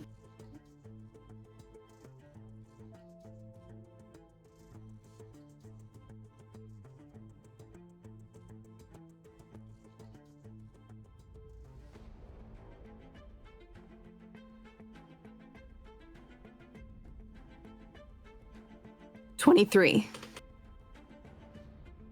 23. Okay, excellent. Edith, you slam your eyes shut, put your hands over your face, in a posture not too dissimilar from Mike's at the moment, and find yourself again on that swaying train car. Hmm. You called for me? What can you do to help in this moment? Oh. What do you want? I want to help everyone get home. And I'm willing to give myself entirely if that can happen. Some way. I can get your lady Rosa. I can get her away.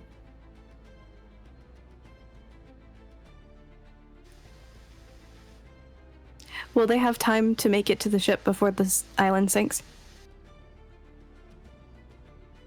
The island will sink, and they will have a chance to swim to the ship. Okay. Nothing's gonna attack them? I can stop the abomination for now, but not for long. Okay. And 30 everyone in the camp seconds. will have a chance. Everyone in the camp will have a chance. You will stay here Forever. with your blue-haired woman and with me. I can do that. Then it will be done. Okay. And you snap back to reality as Luke is grabbed by marionette threads that hang off his wrists, elbows, shoulders, and the top of his head, and he begins to snarl and jerk and push against those threads. Mike! Can I really fast? Yeah. As like an object interaction on my turn, can I take my notebook that has the letter that I had written and the address of my parents' apartment and hand it to Rosa?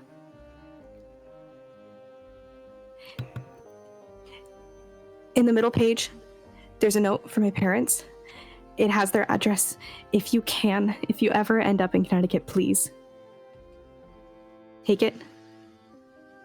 We're both getting out of here. No, we're not.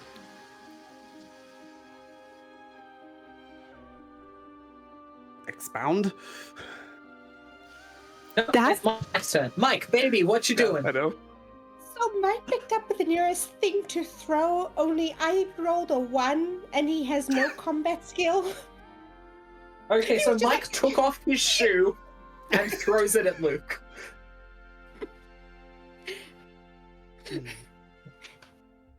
tell you, he's a breakout sensation. Love this guy. Okay. Alright, it's Luke's turn, but he is currently stopped. Delphi, this is your last turn of ascension. He's still on course? Is that what you're doing? That is what she's doing. Okay, fantastic. We are going to drop out of common rounds. As there is a startled scream from the base of the pyramid, and then the entire island begins to shake and rumble.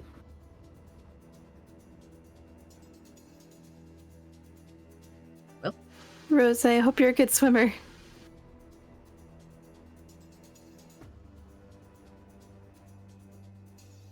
Just run, the lot of you, Delphi, like trying to usher people. Are we out of combat? Yeah. We are out of combat, and Delphi has disappeared. Oh, never mind. You hear just run, the lot of you, but when you turn to look, there is no sign of her. So Rosa doesn't know anything that's happened, so Rosa goes over to Edith and grabs her hand to try and get her to go with her. Rose, I can't go. Why? I can't. That's not an answer. I made a deal. I'm staying. That's the reason why we were able to get Luke to stop, but you need to go. I can't even swim to the boat. That's it. But I need you to get that notebook back to my family. Please.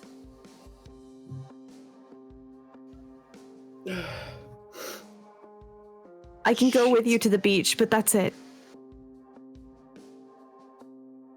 All right, You are let's go. you are really, really hurt. We need to get you to the doctor. I'm fine. Let's go. What And about yeah, she's moving Okay. along with Edith as quickly as possible.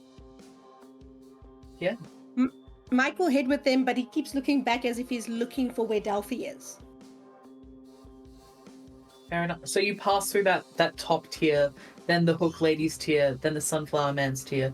Then as you're passing through that tier with all of the brittle roots that you broke through, the sort of dizzying, confusing ones. Rosa, you pass through that gate. And as you pass through, Edith just disappears from next to you. She's just gone. She doesn't pass through that gate with you, she just wisps away. It's just you and Mike. Is that? Where'd she go? What are we all gonna disappear? What's going on? No, doesn't matter. Run. And she's gonna push Mike, but she's not running yet. Okay. Rosa's, I can't do the full volume right now because the walls in my house are thin, but she's going to scream out. Whatever entity on this island can make deals, give me your best offer. I commend myself to feeling? any god who can find it. Not 20. Holy shit. Okay. God Alright. damn. That's a 38. And that background noise, the sound that you've all been hearing this whole time, the rush in and out, stops. And you hear a scratchy, very disused voice say, "What? Why did you wake me up?"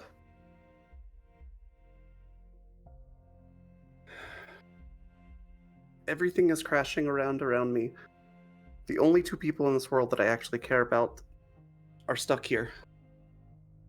I don't have a life to go back to. Without my uncle, I'm pretty much as good as dead if I go back to the States. I can't go back to my own country. I need this letter to get to who it needs to go to, and I want to be with them. What'll it take to do that? What do you have to give? You just told me that there is not worth anything about you. You have no life, no future. I didn't say I had no life or no future, just one that I didn't particularly care for.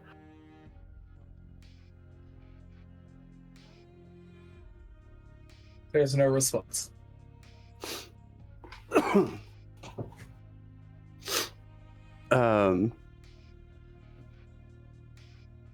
Name what you want.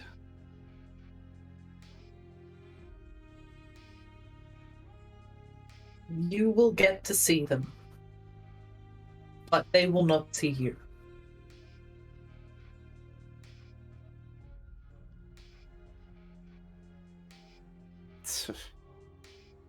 Some fancy king you are.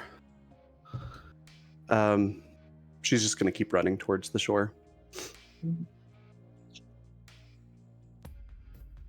All right. So, are you handing the letter to Mike? Is this just a relay race of?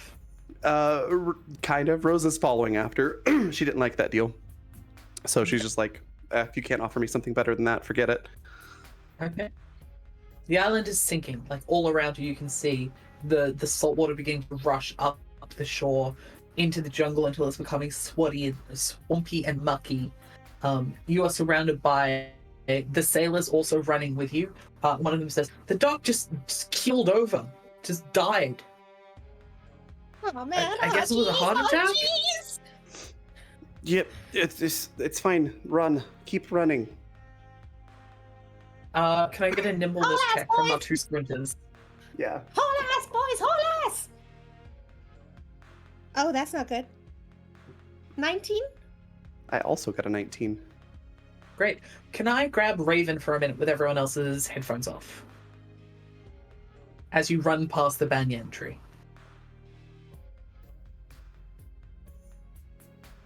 Is everybody gone?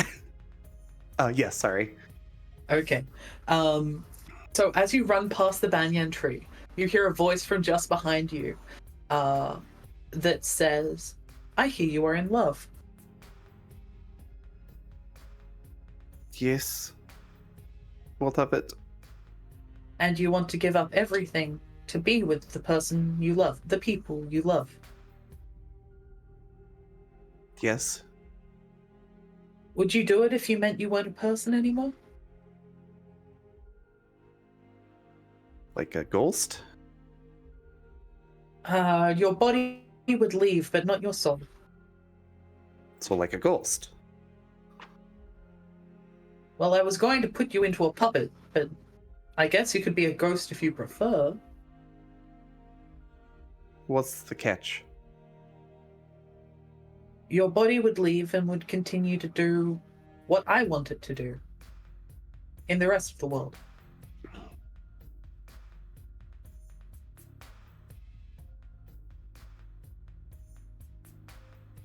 And me? You would stay here.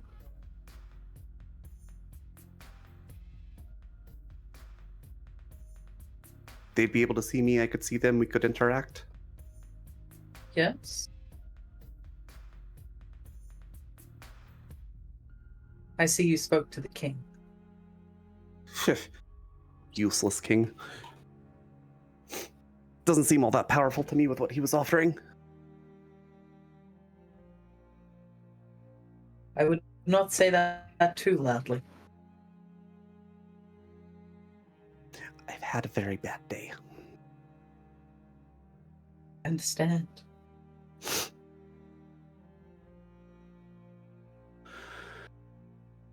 But you must make your decision now. How long would we be here? How long would it last? Forever? Or until someone came and found wherever that water came from, stopped the source. But I have been here some 3,000 years. It's a long time 3,000. to spend with people. I hope that you're sure you love them. I do.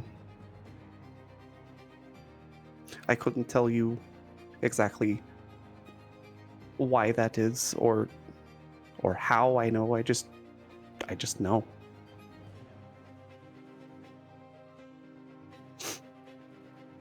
+3,000 years with him. Who knows if even 3 by myself. Always looking over my shoulder. I'll take And your we deal. are done. You can turn around. Can you get everyone's headphones back on for me, please?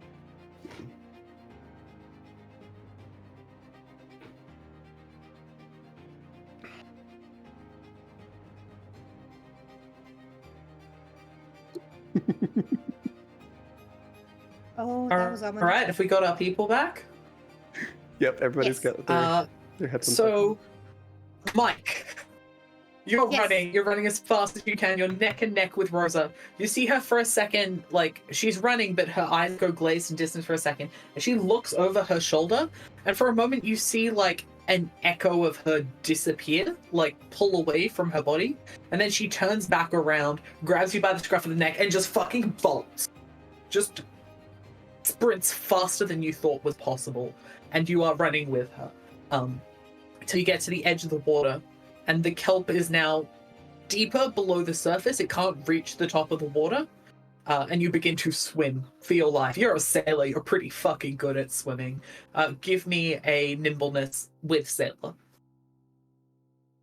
That would be a 30. Fuck, yeah, it is. So you swim out, you're powering for the boat, Rosa's keeping up alongside you, until you get there. Like, it takes a while, you guys are swimming for a bit. All your guys are with you, all your boys who survived are swimming with you. They can all do this swim, it's pretty capable. Even that older lady cowboy who came with Edith, she's keeping up. She's a bit slower than the rest of you, but she's like at the back of the pack. Till you sort of flop onto the boat in deep relief, and you hear Rosa just laughing on the deck next to you. And she turns to you, and what color are Rosa's eyes normally, Raven? I believe they're brown. So she turns to you, and what had been brown eyes now are like bright, verdant green. And she says, "Oh my gosh. Oh my, I did not think that was going to work. Okay. Now, listen to me, Mike. Mike, listen to me. Are you listening?" Yeah, just one thing. She goes, "Oh my gosh," and looks at me with the green eyes. Mike's like, you got jackrabbit blood. That's apparently you. slang for a prison escape. I will assume from that you are listening. Just to be clear, Rosa died on that island. Do you understand me? Dick Jones, she died on that island. You never saw her come off onto this boat. Are we clear? But Are we clear, Mike? Mike? So you ain't, she ain't in there with you? Hey? I'm faking my death, Mike. Why your eyes change? All right, well, this was an entertaining conversation, and she just stands up in a very elegant roll of motion, like wrings out her hair over one shoulder and says, "I am going to go find a change of clothes and something to eat." But what about the other ladies? They're dead, Mike.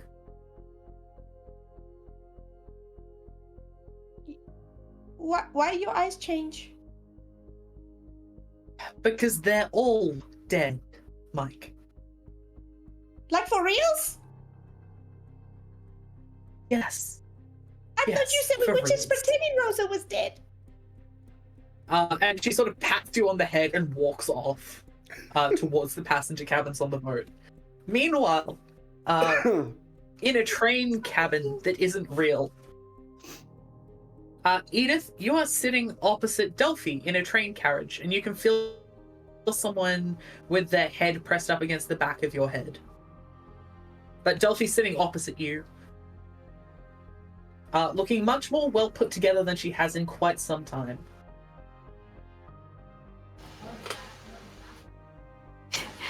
You look good. And angry. I wonder why I'd be angry.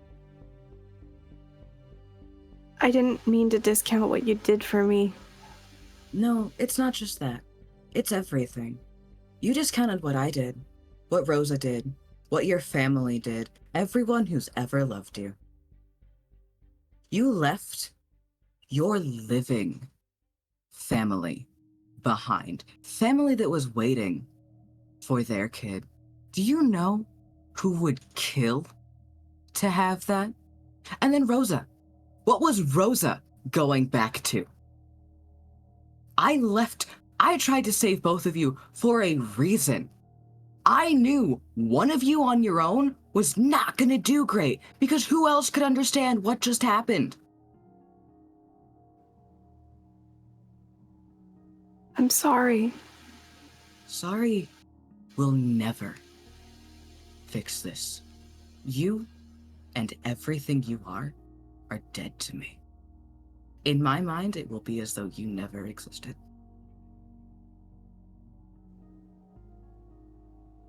I understand.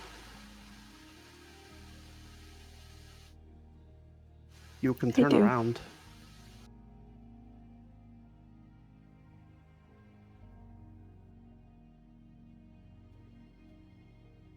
Oh no! What do you mean you can turn around? Oh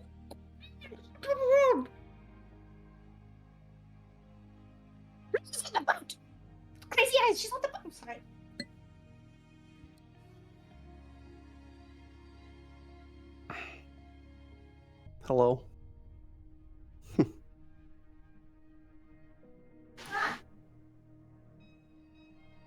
And Edith, you realize that the head that you are pressed up against, the person who's sitting to back with you, is the person who you assumed was sitting to back with you.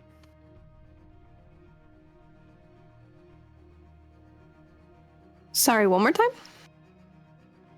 The person behind you on the train who's sitting back to back with you, whose head is pressed up against your head, is not the person who you assumed was sitting back to back. Okay. I heard is, and I was like, all right, hold on. I'm getting different information. Shit. Fucking hell. I didn't want to drown. I didn't want...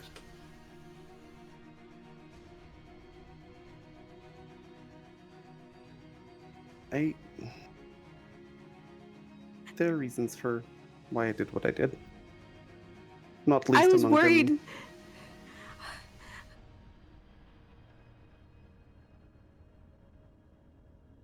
The time to do what we needed to do. Sorry, your voice cut out. I'm sorry. I think every time you lean back or turn your head, the mic is cutting you. Yeah, I appreciate it. I got it. I wanted to help, and I thought that with how hard Luke was hitting and how kind of horrendously that might have been going, I was worried we wouldn't have had time. And that all of us would have died anyway. And that then maybe he would have taken out the rest of the camp. And I'm sorry, Delphi. I'm sorry about what happened. I'm sorry that I left people behind, but I couldn't go back to my parents like this. I couldn't do that to them. You did worse. You've lost the right to speak to me. Delphi's gonna turn herself away. Oof. Rose is gonna look to Delphi. Do I get a chance to explain? I can sort of guess why you ended up here. It's why I wanted Edith to go with you in the first place. Yeah. I had no home to go back to. I know. I didn't want a life constantly looking over my shoulder by myself. This was preferable. Plus, I'm sorry, Rosa. I guaranteed that Edith, your message would get to where it needed to go. I couldn't guarantee that on my own. Sorry. I thought I could do better this way. And I'm just not there for people again. And I'm sorry. You made a mistake in a very stressful situation. No, Delphi's right. I was stupid. I made a really stupid decision. I was self-sacrificing in the most ridiculous way.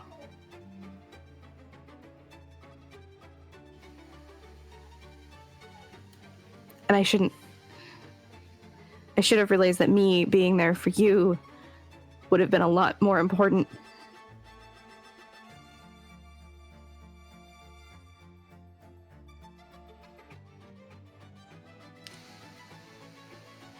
And I did what was easiest. Perhaps. But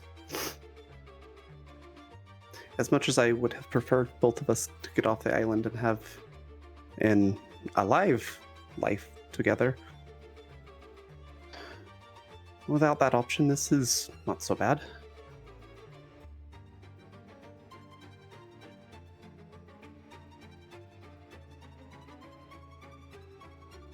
And I think that's where we're going to leave it on this campaign.